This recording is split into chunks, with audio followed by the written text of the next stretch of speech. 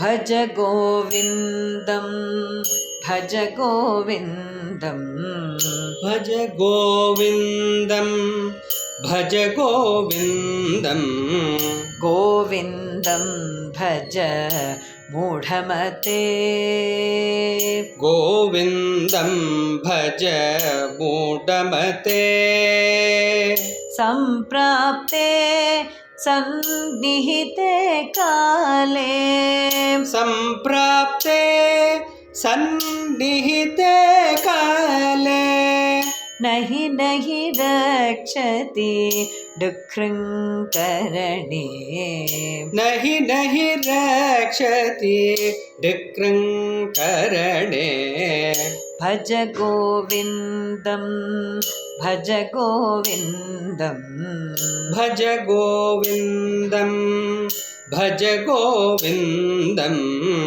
ಗೋವಿಂದಂ ಭಜ ಮೂಢಮತೆ ಗೋವಿಂದಂ ಭಜ ಮೂಢಮತೆ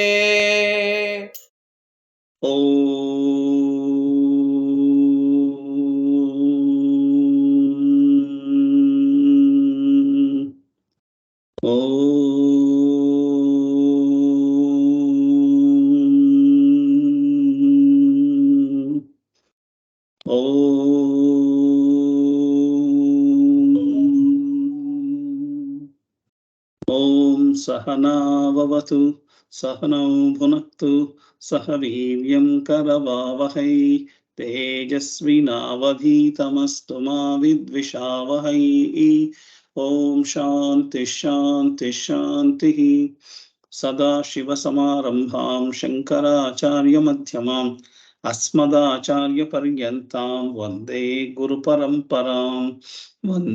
गुरुपरम्पराम् यस्यान्तानादिमध्यं न हि करचरणं नाम गोत्रं न सूत्रं नो जातिर्नैव वर्णो न भवति पुरुषो नानुपुंसं न च स्त्रीनाकारं न विकारं न हि जननि मरणं नास्ति पुण्यं न पापं नो तत्त्वं तत्त्वमेकं सहजसमरसं सद्गुरुं त्वं नमामि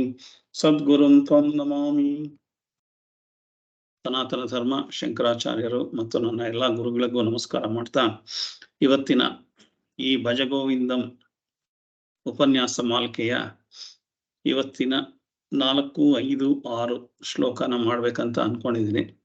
ಇವತ್ತಿನ ಈ ತರಗತಿಗೆ ನಿಮಗೆಲ್ಲ ಸ್ವಾಗತ. ಭಜಗೋವಿಂದಂ ಒಂದು ನಮ್ಗೆಲ್ಲರೂ ಒಂದು ಭಕ್ತಿ ಗೀತೆ ತರ ಹೇಳ್ಬಿಟ್ಟಿದ್ದಾರೆ. ಹಾಗೆ ಏನೋ ಇದ್ರೊಳಗೆ ದೇವ್ರದ್ದೇನೋ ಇದೆ ಅಂತ, ಯಾಕೆಂದ್ರೆ ಅದ್ರೊಳಗೆ ಏನಿದೆ ಅಂತ ಏನು ನೋಡಕ್ಕೆ ಹೋಗಿಲ್ಲ. ಚೆನ್ನಾಗಿದೆ, ಇಂಪಾಗಿದೆ ಅಂದ್ಬಿಟ್ಟು ಆ ಹಾಡನ್ನ ಹಾಗೆ ಕೇಳ್ತಾ ಇರ್ತೀವಿ. ಆದ್ರೆ ಇದ್ರೊಳಗೆ ಒಂದೊಂದು ಪ್ಯಾರಾಗ್ರಾಫ್, ಒಂದೊಂದು ಶ್ಲೋಕನೂ ಚಾಟಿಲಿ ಹೊಡೆದು ಮನುಷ್ಯನ ಏನಪ್ಪಾ ಇಷ್ಟೊಂದು ಮಲ್ಕೊಂಡ್ಬಿಟ್ಟಿದೆಯಲ್ಲ, ಸ್ವಲ್ಪ ಎದ್ದೇಳು, ಬೇಗ ಬೇಗ ಎದ್ದು ನೀನು ಮೋಕ್ಷದ ಕಡೆಗೆ ಹೆಜ್ಜೆ ಹಾಕ್ಬೇಕು, ನೀನು ಅಜ್ಞಾನಿಯಾಗಿ ಕೂತಿದ್ಯಾ ಅಂತ ಹೇಳೋದು ಪ್ರತಿಯೊಂದು ಶ್ಲೋಕದ ಅರ್ಥನೂ. ಆದ್ರೆ ಒಂದೇ ತರ ಹೇಳಿಲ್ಲ ಅವರು.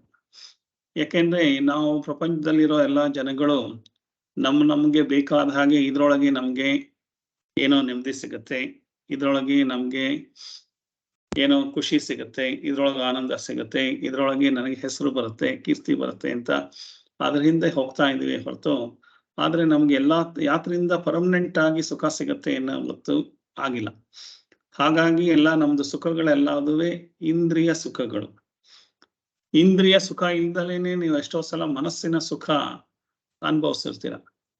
ಒಂದು ಬೀಚಲ್ಲಿ ಹೋಗಿ ಕೂತರೆ ಸೂರ್ಯ ಮುಳುಗ್ತಾ ಇದ್ದಾನೆ, ನೋಡುವಾಗ ಮುಳುಗ್ತಾ ಇದ್ದಾನೆ, ಆದ್ರೆ ಮುಳುಗ್ತಾ ಇರೋ ಹೊತ್ತಿಗೆ ಕ್ಲೀನ್ ಆಗಿ ಸಮುದ್ರದಲ್ಲಿ ಮುಳುಗ್ತಾ ಇದ್ದಾನೆ.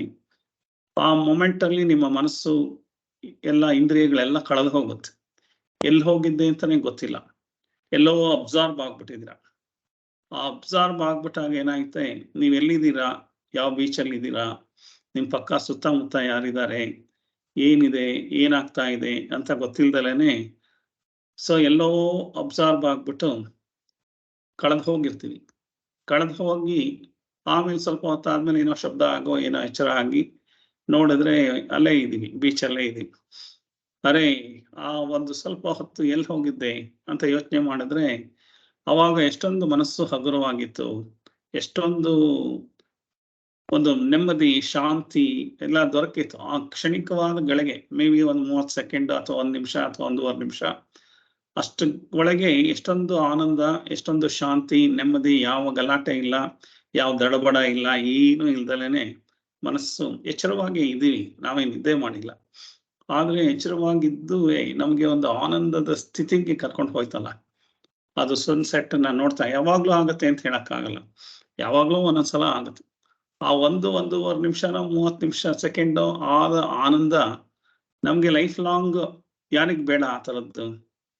ಎಲ್ರಿಗೂ ಬೇಕು. ಆದ್ರೆ ಅದನ್ನ ಪಡ್ಕೊಳ್ಳೋ ದಾರಿ ಯಾವುದು ಅಂತ ನಮ್ಗೆ ಗೊತ್ತಿಲ್ಲದಲೇ ಇರೋದ್ರಿಂದ ನಾವು ನಮಗ್ ಗೊತ್ತಿರೋ ಪದಾರ್ಥಗಳು, ನಮ್ಗೆ ಗೊತ್ತಿರೋ ಜಾಗಗಳು, ನಮ್ಗೆ ಗೊತ್ತಿರೋ ಜನಗಳು, ನಮ್ಗೆ ಗೊತ್ತಿರೋ ವಿಷಯಗಳು, ನಮ್ಗೆ ಗೊತ್ತಿರೋ ದೇಶಗಳು, ಅಥವಾ ನಮ್ಗೆ ಗೊತ್ತಿರೋ ಎಲ್ಲ ಈ ಸೈಂಟಿಫಿಕ್ ನಾಲೆಡ್ಜ್ಗಳು, ಇದರಿಂದ ನನಗೆ ಸುಖ ಸಿಗುತ್ತೆ, ಅಥವಾ ಈಗ ಇರ್ತಾ ಇರೋ ಎಲ್ಲ ಗ್ಯಾಡ್ಜೆಟ್ಗಳಿಂದ ಸುಖ ಸಿಗುತ್ತೆ ಅಂತ ಅದ್ರ ಹಿಂದೆ ಹೋಗ್ತಾ ಇದ್ವಿ. ಆದ್ರೆ ನಾವು ಗ್ಯಾಡ್ಜೆಟ್ನೇ ಹುಡ್ಕೊಂಡು ಹೋಗ್ತಾ ಇದೀವಿ ಅಂತ ಅನ್ಕೊಂಡಿದೀವಿ.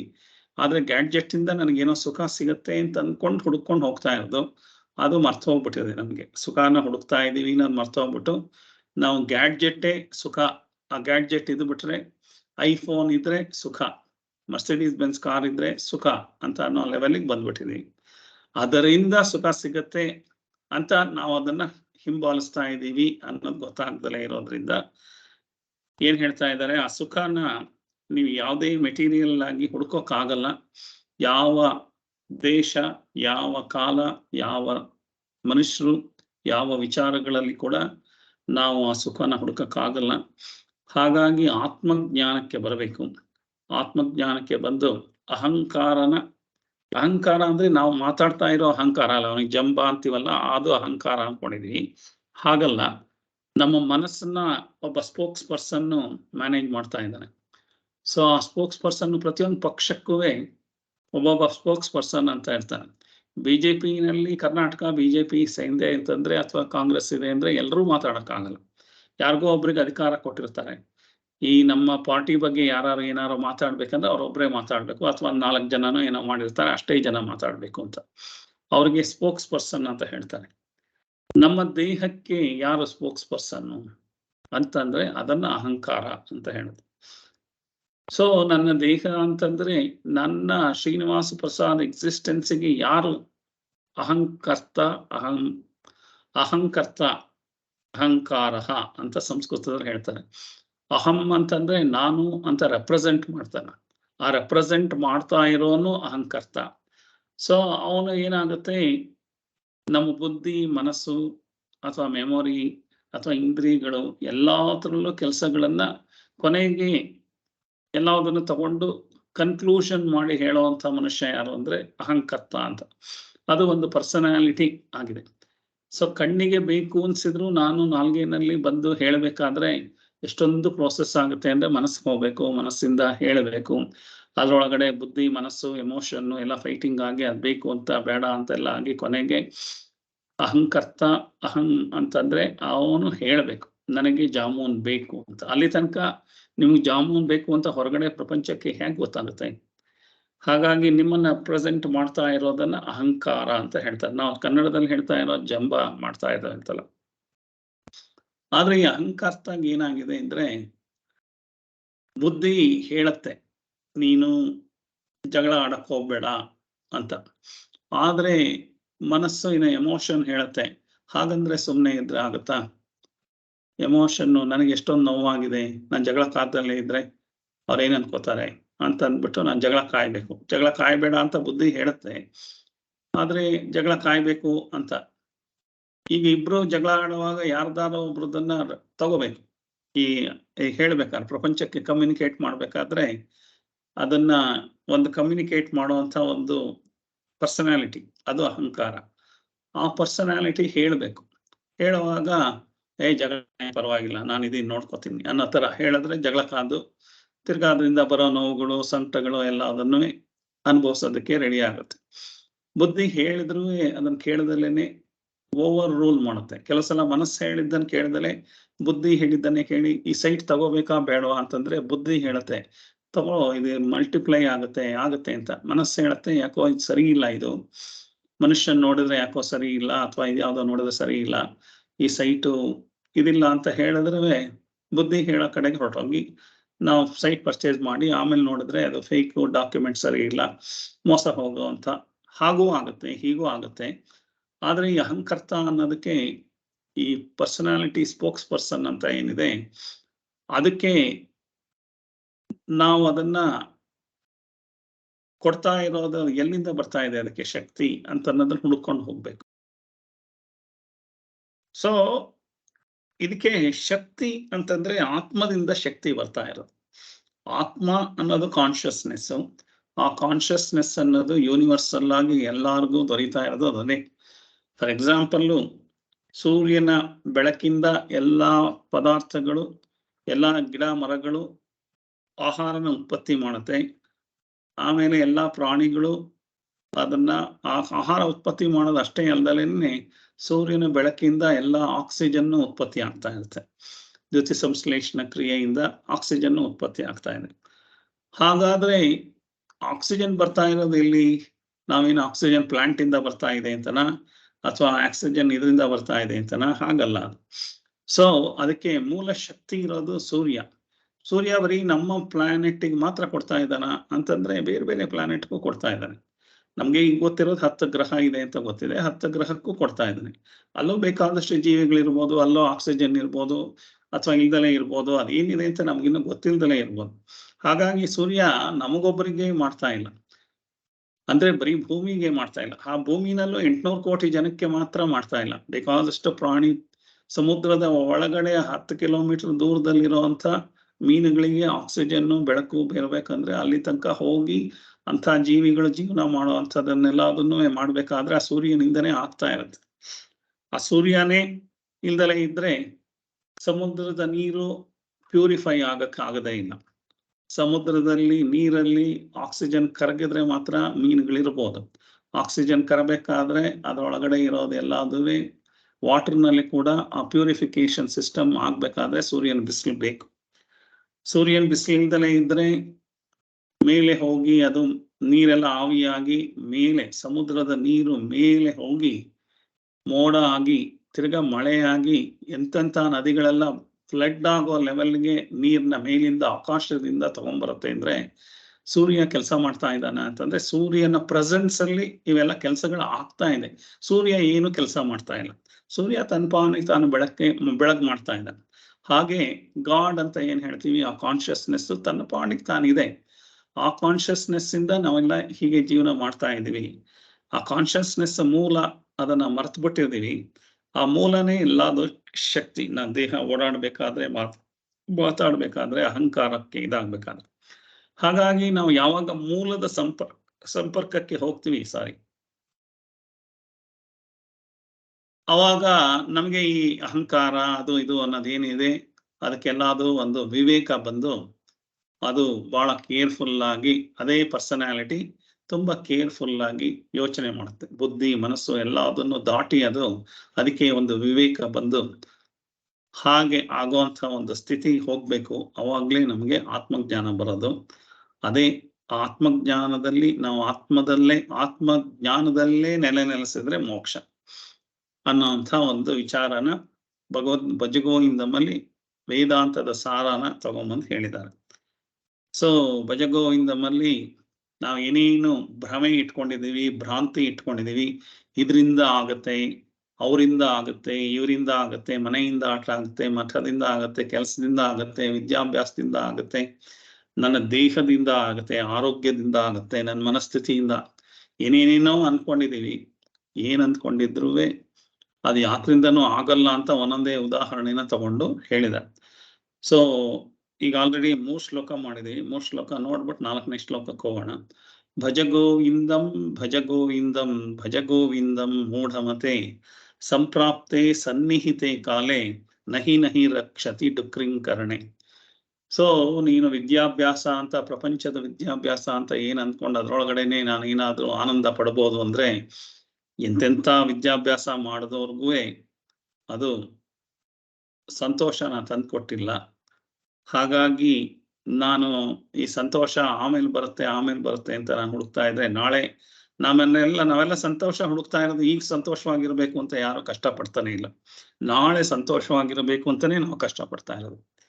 ಸೊ ನಮ್ಗೆ ಜೀವನ ಮಾಡಕ್ಕೆ ಗೊತ್ತಿಲ್ಲ ಅಂತ ಹೇಳೋದಕ್ಕೆ ಅದನ್ನ ಅವ್ರು ಹೇಳಿ ವಿದ್ಯಾಭ್ಯಾಸ ಇದರಲ್ಲೇನೆ ಅದ್ರೊಳಗೆ ಆಗೋ ಹಾಗಿದ್ರೆ ಎಲ್ರು ವಿದ್ಯಾಭ್ಯಾಸ ಮಾಡ್ತಾ ಕೂತ್ಕೊಂಡ್ಬಿಡ್ಬೋದಾಗಿತ್ತು. ಹಾಗಾಗಕ್ ಸಾಧ್ಯ ಇಲ್ಲಪ್ಪ ಅಂತ ಹೇಳೋದಕ್ಕೆ, ನಿನಗೆ ಮೋಕ್ಷ ಬರ್ಬೇಕಾದ್ರೆ ಬರೀ ವಿದ್ಯಾಭ್ಯಾಸದಿಂದನೇ ಬರಕ್ ಸಾಧ್ಯ ಇಲ್ಲ. ನಹಿ ರಕ್ಷತಿ ಡುಕ್ರಿಂಕರಣೆ. ಹಾಗಾಗಿ ಭಜ ಗೋವಿಂದಂ, ಗೋವಿಂದನ ನೆನೆ ಅಂತ. ಗೋವಿಂದ ಅಂತಂದ್ರೆ ಇಲ್ಲಿ ಗೋವಿಂದ ಅಂತಂದ್ರೆ ನಾವೇನೋ ಬಾಲಾಜಿ ವೆಂಕಟರಮಣ ಆತರ ಅಲ್ಲ. ಕಾನ್ಶಿಯಸ್ನೆಸ್ ಅನ್ನೋದು ಒಂದೇ. ದೇವನೊಬ್ಬ ನಾಮ ಹಲವು ಅಂತಂದ್ರೆ ಆ ಕಾನ್ಶಿಯಸ್ನೆಸ್ಗೆ ಸಾಂಸ್ಕ್ರಿಟ್ ನಲ್ಲಿ ಬ್ರಹ್ಮನ್ ಅಂತ ಹೇಳ್ತಾರೆ. ಈ ಬ್ರಹ್ಮನ್ ಅನ್ನೋದೇ ಕಾನ್ಶಿಯಸ್ನೆಸ್. ಆ ಬ್ರಹ್ಮನ್ ಅನ್ನೇ ಗೋವಿಂದ. ಬ್ರಹ್ಮನ್ಗೆ ಬೇಕಾದಷ್ಟು ದೇವ್ರ ಹೆಸರುಗಳು ಯಾರ್ಯಾರಿಗೆ ಏನೇನ್ ಬೇಕೋ ಎಲ್ಲ ಇಟ್ಕೊಂಡಿದ್ದಾರೆ.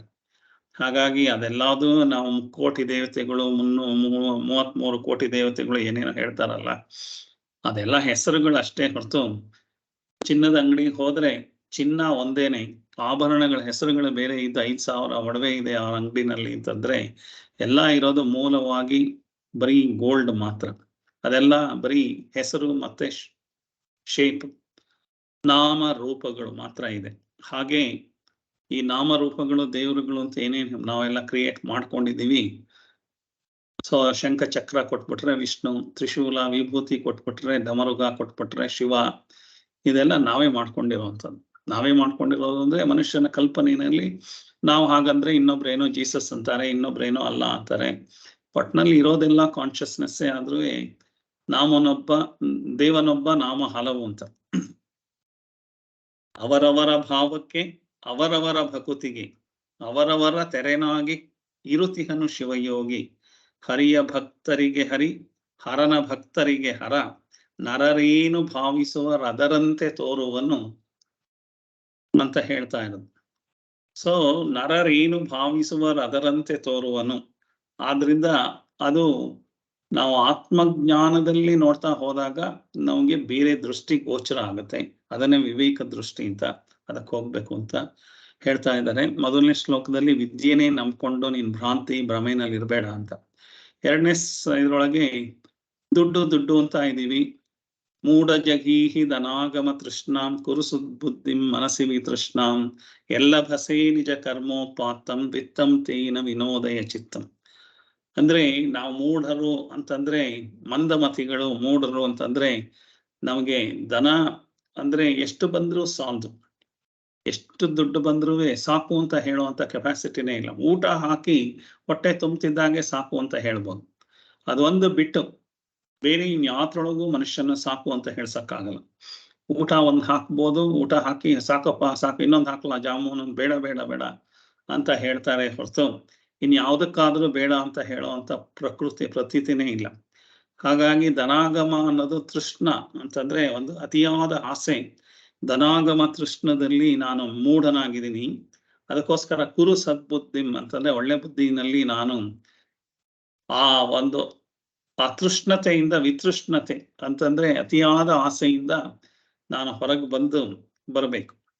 ಎಲ್ಲ ಭಸೈ ನಿಜ ಕರ್ಮೋಪಾತಂ ಅಂತಂದ್ರೆ ನಾನು ನಿಜವಾಗಿ ನಿಜ ಕರ್ಮ ಅಂತಂದ್ರೆ ಒಂದು ಧರ್ಮದ ರೀತಿನಲ್ಲಿ ಹಣ ಸಂಪಾದನೆ ಮಾಡಿರೋಂಥ ಕರ್ಮೋಪಾತಂ, ಆ ಥರ ದನದಲ್ಲಿ ನಾನು ಸಂತೋಷವಾಗಿರೋದನ್ನ ಕಲಿಬೇಕು. ಅಂತರ ಕಲಿಸೋದನ್ನ ನನ್ನ ಮನಸ್ಸಿಗೆ ಹೇಳ್ಕೊಡ್ಬೇಕು ಅಂತ ಹೇಳಿದ್ದಾರೆ. ಇಲ್ಲದೆ ಹೋದ್ರೆ ನಿನಗೆ ಈ ಆಸೆಗಳಲ್ಲಿ ಹೋದ್ರೆ ಏನಾಗುತ್ತೆ, ಅದು ಏನಾಗುತ್ತೆ 99 ಕ್ಲಬ್ ಅಂತ ಹೇಳ್ತಾರೆ. ಯಾರ್ಲಾರ್ಗೂ ನಿಮ್ಗೆ 99,000 ರೂಪಾಯಿ ಆಗ್ಬಿಟ್ಟಿದೆ ಅಂತಂದ್ರೆ ಇನ್ನೊಂದು 1,000 ರೂಪಾಯಿ ಮಾಡ್ಬಿಟ್ರೆ 1 ಲಕ್ಷ ಆಗತ್ತೆ. ಅಂದ್ರೆ ಸಿಕ್ಕಾಪಟ್ಟೆ ಹಗ್ಲು ರಾತ್ರಿ ಕಷ್ಟಪಟ್ಟು 1 ಲಕ್ಷ ಮಾಡಕ್ ಹೋಗ್ತೀವಿ. ಹಾಗೆ 99 ಲಕ್ಷ ಆಗಿದೆ ಅಂತಂದ್ರೆ ಅದನ್ನ 1 ಕೋಟಿ ಮಾಡೋದಕ್ಕೆ ಆ 1 ಲಕ್ಷ ಹೇಗಾದ್ರೂ ಕಷ್ಟಪಡಬೇಕು. ಊಟ ತಿಂಡಿನಾರು ಪಟ್ಟು ಹೊಟ್ಟೆ ಬಟ್ಟೆ ಕಟ್ಟಾರು ಮಾಡಕ್ಕೆ. ಅದಕ್ಕೆ ಆಮೇಲೆ 99 ಲಕ್ಷನೂ ಆಗೋಗಿದೆ ಅಂದ್ರೆ 1 ಕೋಟಿ ಮಾಡ್ತೀನಿ ಅಂತ, 99 ಕೋಟಿ ಆದ್ರೆ 100 ಕೋಟಿ ಮಾಡ್ತೀನಿ ಅಂತ. ಹಾಗೆ 99 ಕ್ಲಬ್ ಅಂತ ಇದೆ. ನಾವೆಲ್ಲ 99 ಕ್ಲಬ್ ಮೆಂಬರ್ಸ್. ನಮ್ಗೆ ಏನಂತಂದ್ರೆ ಎಷ್ಟು ಬಂದ್ರೂ ಸಾಕಾಗಲ್ಲ. ನೆಕ್ಸ್ಟ್ ಮುಂದಕ್ಕೆ ಏನಿದೆ ಅದನ್ನ ಮಾಡೋದಕ್ಕೆ ಹೋಗುವಂತ 99 ಕ್ಲಬ್ ಅಂತ 99 ಕ್ಲಬ್ಬಿನ ಮೆಂಬರ್ಸ್ ನಾವೆಲ್ಲ. ಹಾಗಾಗಿ ನಾವು 100 ಕ್ಲಬ್ನ ಮೆಂಬರ್ಸ್ ಆದಾಗ ಸಂತೋಷ ಸಿಗುತ್ತೆ. 100 ಕ್ಲಬ್ ಅಂತಂದ್ರೆ ಈ 100 ಆಗ್ತಿದಾಗ ಈ ಮುಂದ್ಲು 100ನ ನೋಡ್ತಾ ಇದೀವಲ್ಲ, ಅದೇ ಪ್ರಾಬ್ಲಮ್. ಸೊ ಅದನ್ನ ಮಾಡ್ಬೇಕಾದ್ರೆ ಮಾಡು ಅಂತ ಹೇಳ್ತಾ ಇದ್ದ. ದಣ ಅಂತಂದ್ರೆ ಅದಕ್ಕೊಂದು ಲಿಮಿಟ್ ಬೇಕಪ್ಪ, ಅದಕ್ಕೆ ಒಂದು ತೃಪ್ತಿ ಬೇಕು, ಆ ತೃಪ್ತಿನ ನೀನು ಮನಸ್ಸಿಗೆ ಹೇಳ್ಕೊಡ್ಬೇಕು ಅಂತ ಹೇಳಿದ್ದಾರೆ. ಮೂರನೇದು, ನಾರೀ ಸ್ತನಕರ ನಾಭಿ ದೇಶಂ ದೃಷ್ಟ್ವಾ ಮಾಗ ಮೋಹಾವೇಶಂ ಏತನ್ ಮಾಂಸ ವಸಾದಿ ವಿಕಾರಂ ಮನಸ್ಸಿ ವಿಚಿಂತೆಯ ವಾರಂ ವಾರಂ. ಈ ಗಂಡು ಹೆಣ್ಣು ಎರಡರ ಬಗ್ಗೆನೂ ಹೇಳಿದ್ದಾರೆ. ಗಂಡಿಗೆ ಹೆಣ್ಣಿನ ಅಟ್ರಾಕ್ಷನ್, ಹೆಣ್ಣಿಗೆ ಗಂಡಿನ ಅಟ್ರಾಕ್ಷನ್. ಈ ನಾವ್ ಅಂದ್ಕೊಂಡಿರೋದು ಅಟ್ರಾಕ್ಷನ್ ಏನೋ ಅವ್ರು ಹಾಗಿದ್ದಾರೆ ಹೀಗಿದ್ದಾರೆ ಅಂತ. ಕುರೂಪಿನೂ ಕೆಲವರಿಗೆ ಇಷ್ಟ ಆಗತ್ತೆ, ಕಪ್ಪಗಿರೋರು ಇಷ್ಟ ಆಗ್ತಾರೆ, ಬೆಳ್ಳಗಿರೋರು ಇಷ್ಟ ಆಗ್ತಾರೆ, ಸೊ ಒರಟಾಗಿರೋರು ಇಷ್ಟ ಆಗ್ತಾರೆ, ಸ್ಮೂತ್ ಆಗಿರೋರು ಇಷ್ಟ ಆಗ್ತಾರೆ. ಹಾಗಾದ್ರೆ ಆ ಇಷ್ಟ ಪಡೋದಿಕ್ಕೆ ಹೀಗೆ ಇರಬೇಕು ಅಂತ ಯಾವ ಡೈರೆಕ್ಷನ್ನು ಇಲ್ಲ. ಒಂದು ನಾರಿಗೆ ಹೀಗೆ ಇರಬೇಕು ಅಂತ ಏನ್ ಹೇಳಿಲ್ಲ. ನಾವು ಇವ್ರ ಬಿಸ್ನೆಸ್ ಮನ್ಗಳು ಅದು ಇದು ಅಂತ ಹೇಳ್ಬೋದು. ಮನುಷ್ಯ ಅಂದ್ರೆ ಹೇಗಿರ್ಬೇಕು, ಹೆಣ್ಣು ಅಂತ ಹೇಗಿರ್ಬೇಕು, ಗಂಡು ಅಂತ. ಹಾಗೆ ಇದ್ದವ್ರಿಗೆ ಎಲ್ಲಾರನ್ನೂ ಲವ್ ಎಲ್ಲಾರ್ಗು ಅಟ್ರಾಕ್ಷನ್ ಆಗುತ್ತಾ ಅಂತಂದ್ರೆ ಆಗ್ದಲೇ ಇರ್ಬೋದು. ಸೊ ಹಾಗಾಗಿ ಅದನ್ನ ಯೂನಿಫಾರ್ಮ್ ಆಗಿ ಮಾಡಕ್ ಆಗಲ್ಲ. ಸೊ ಆದ್ರೆ ಸೃಷ್ಟಿ ಅದರ ಸಂತತಿನ ಮುಂದುವರಿಸ್ಕೊಳ್ಳೋಕ್ಕೋಸ್ಕರ ಎಲ್ಲಾ ಪ್ರಾಣಿಗಳಿಗೆ ಕೊಟ್ಟಿರುವಂತ ಅಟ್ರಾಕ್ಷನ್ ನ ಕೊಟ್ಟಿದ್ದಾನೆ ಅಷ್ಟೇ ಹೊರತು ಆ ನಾರಿ ಸ್ತನಬರ ನಾಭಿ ದೇಶಂ ಉಬ್ಬು ತಗ್ಗುಗಳನ್ನು ನೋಡಿ ನೀನು ಆವೇಶಕ್ಕೆ ಒಳಗಾಗ್ಬೇಡ. ಅದು ಎಲ್ಲಾ ಪ್ರಾಣಿಗಳಿಗೂ ಆ ಒಂದು ಸೃಷ್ಟಿ, ಈ ಪ್ರಪಂಚ ಏನಿದೆ ಅದು ಅದನ್ನ ತನ್ನನ್ನು ತಾನು ಮುಂದುವರ್ಸ್ಕೊಳಕ್ಕೆ ಹೋಗೋದಕ್ಕೆ ಮಾಡ್ಕೊಂಡಿರೋಂಥ ವ್ಯವಸ್ಥೆ. ಗಂಡಿಗೆ ಹೀಗಿರ್ಬೇಕು, ಹೆಣ್ಣಿಗೆ ಹೀಗಿದ್ದ ಅಟ್ರಾಕ್ಷನ್ ಆಗ್ಬೇಕು ಅಂತ ಅನ್ನೋದನ್ನ ಅದು ಮಾಡ್ಕೊಂಡಿರೋವಂಥದ್ದು. ನಾವು ಏನೇನೋ ಅಟ್ರಾಕ್ಷನ್ ಮಾಡ್ಕೊಂಡ್ಬಿಟ್ಟಿದೀವಿ ನಾವು ಅಂತ ಅಂದ್ರೆ ಅದು ನಮ್ಮ ಮನಸ್ಸಿನ ಇದು. ನಾವು ಅದನ್ನ ಏನೋ ಪ್ರಪಂಚನೇ ನಾ ಗೆದ್ದುಬಿಟ್ಟಿದೀನಿ ಅನ್ನೋ ತರ ಮಾತಾಡ್ತಾ ಇದ್ರೆ ಅದು ಹಾಗಲ್ಲ. ಪ್ರಪಂಚ ನಮ್ಮನ್ನ ಯೂಸ್ ಮಾಡ್ಕೋತಾ ಇದೆ, ಅದರ ಉಳಿವಿಗಾಗಿ ನಮ್ಮನ್ನ ಯೂಸ್ ಮಾಡ್ಕೋತಾ ಇದೆ, ನಮಗೆ ಈ ಮನಸ್ಸಿನಲ್ಲಿ ಈ ತರ ವಿಕಾರಗಳನ್ನೆಲ್ಲ ಕೊಡ್ತಾ ಇದೆ. ಆದ್ರೆ ದೃಷ್ಟ್ವಾ ಮಾಗ ಮೋಹ ವೇಷಂ ಅಂತಂದ್ರೆ ಇದನ್ನ ಅರ್ಥ ಮಾಡ್ಕೋಬೇಕು ಅಂತ ಹೇಳಿ ಅದನ್ನ ನಾವು ಬಿಡಬೇಕಾದ್ರೆ ಏನ್ ಮಾಡ್ಬೇಕು ಅಂತಂದ್ರೆ, ಬಿಡಬೇಕಂತಂದ್ರೆ ಹೀಗೆ ಇದೆಲ್ಲ ಉಬ್ಬು ತಗ್ಗುಗಳೆಲ್ಲ ಮಾಂಸದ ವಿಕಾರಗಳು, ಮಾಂಸದ ಅಟ್ರಾಕ್ಷನ್ ಅಂತ ಅನ್ನೋದಕ್ಕಿಂತ ಮಾಂಸ ಇದಕ್ಕೆ ಹಾರ್ಮೋನ್ ಕೊಟ್ರೆ ಯಾರಿಗೆ ಗಂಡು ಹೆಣ್ಣಾಗ್ಬೋದು, ಹೆಣ್ಣು ಗಂಡ ಆಗ್ಬೋದು. ಇದೆಲ್ಲ ಮಾಂಸದ ವಿಕಾರಗಳು. ಇವತ್ತು ಹೆಂಗಾಗಿರೋದು ನಾಳೆ ಓಲ್ಡ್ ಆಗುತ್ತೆ, ಸುಕ್ಕು ಬರುತ್ತೆ, ನೆರಿಗೆ ಆಗುತ್ತೆ. ಈ ಮಾಂಸದ ವಿಕಾರಗಳೆಲ್ಲ ಅದು ಆಗತ್ತೆ ಅನ್ನೋದು ಮನಸ್ಸಿಗೆ ಬರ್ತಿದ್ದ ಹಾಗೇನೆ ಹೇಳಿ ಮನಸ್ಸಿಗೆ ಅದನ್ನ ನಾನು ತಿಳಿ ಹೇಳಿಬಿಟ್ಟು ಪದೇ ಪದೇ ತಿಳಿ ಹೇಳಬೇಕು ಅಂತ ಹೇಳಿದ. ವಾರಂ ವಾರಂ ಅಂತ ಹೇಳಿದ್ದಾರೆ, ಪದೇ ಪದೇ ತಿಳಿ ಹೇಳ್ಬೇಕು ಅಂತ. ಸೊ ಅದ್ 3 ಶ್ಲೋಕನ ನೋಡಿದ್ದು ನಾವು. ಇವತ್ತು 4ನೇ ಶ್ಲೋಕ. ನಲಿನಿ ದಲಗತ ಜಲಮತಿ ತರಲಂ ತದ್ವಜ್ಜೀವಿತ ಮತಿಶಯ ಚಪಲಂ. ನಲಿನಿ ದಲಗತ ಜಲಮತಿ ತರಲಂ ತದ್ವಜ್ಜೀವಿತ ಮತಿಶಯ ಚಪಲಂ. ವಿಧಿವ್ಯಾಧ್ಯ ಭೀಮಾನಗ್ರಸ್ತಂ ಲೋಕಂ ಶೋಕಹತಂ ಚ ಸಮಸ್ತಂ.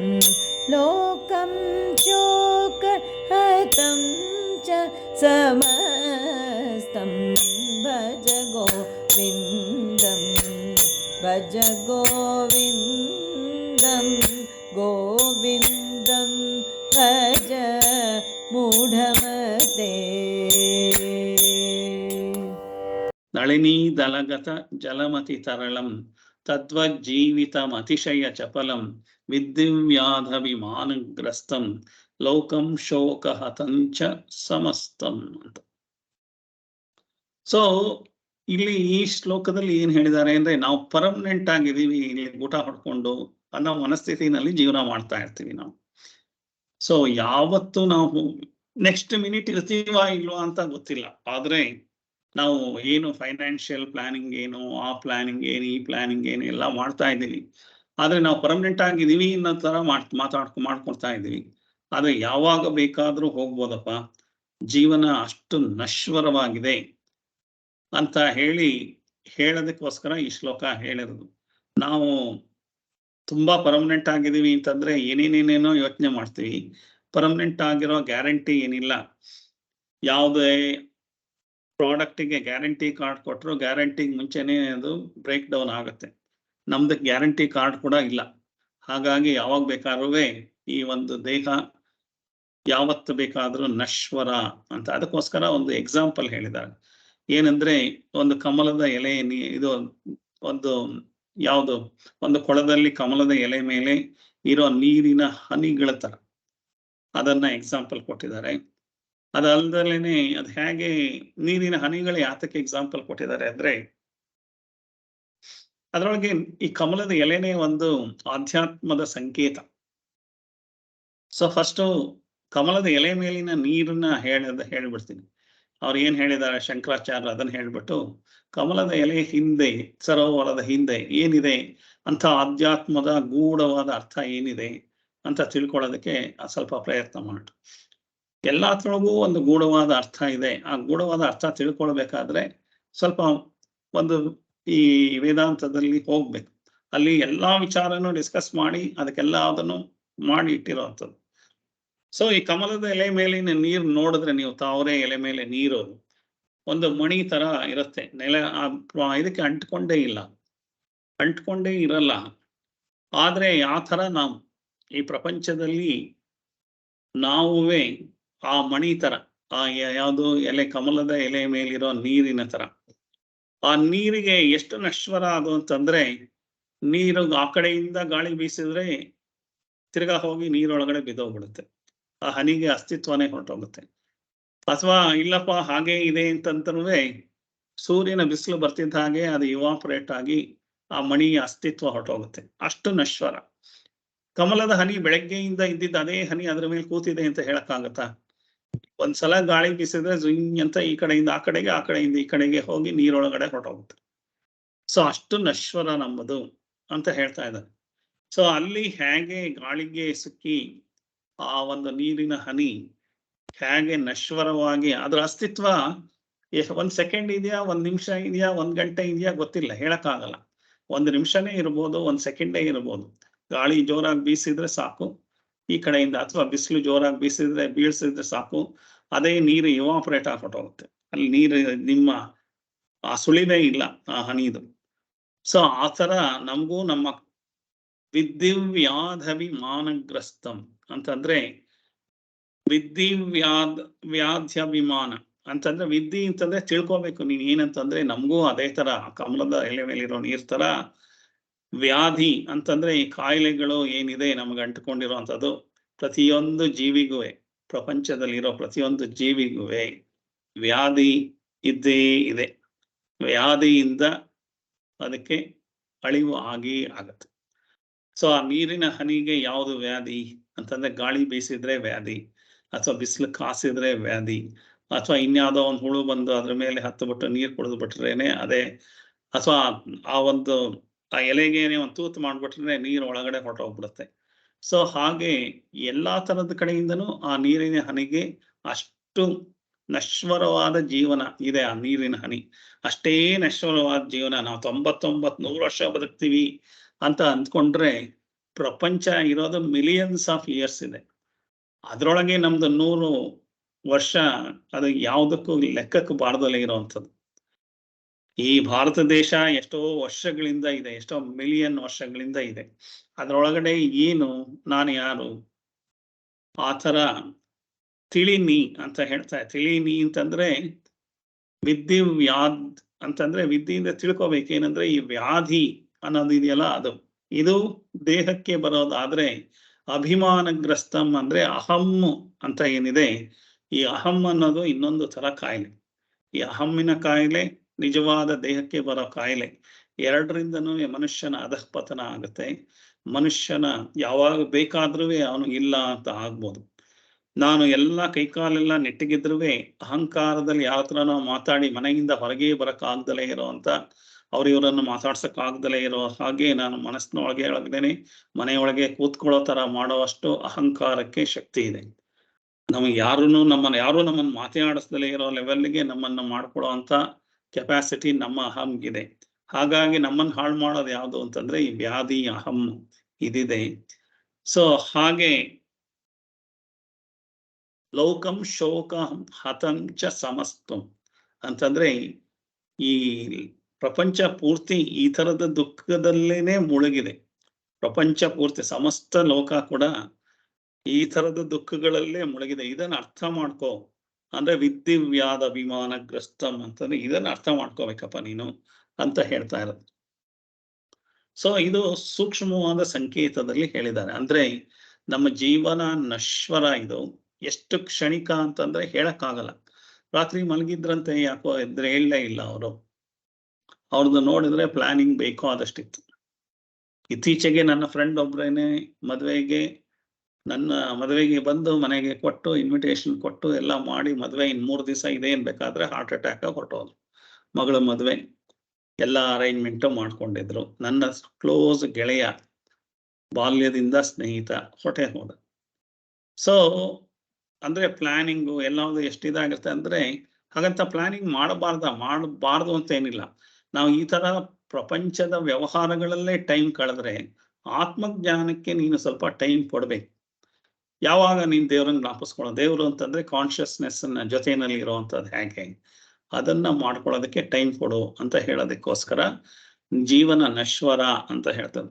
ಪ್ರಪಂಚದಿಂದ ಓಡೋಗ್ಬಿಡು, ಪ್ರಪಂಚದಲ್ಲಿ ಏನು ಕೆಲಸ ಮಾಡಬೇಡ ಅಂತ ಹೇಳ್ತಾ ಇಲ್ಲ, ಅದಕ್ಕೆ ಅಂಟ್ಕೋಬೇಡ ಅಂತ ಹೇಳ್ತಾ ಇದ್ದಾರೆ ಅಷ್ಟೇ ಹೊರತು ಅದಕ್ಕೆ ಅಟ್ಯಾಚ್ ಮಾಡಿದ್ರೆ ಏನಾಗುತ್ತೆ, ನನ್ನ ಅಹಂಕಾರ ಬೇರೆ ಬೇರೆ ತರ ಆಗುತ್ತೆ.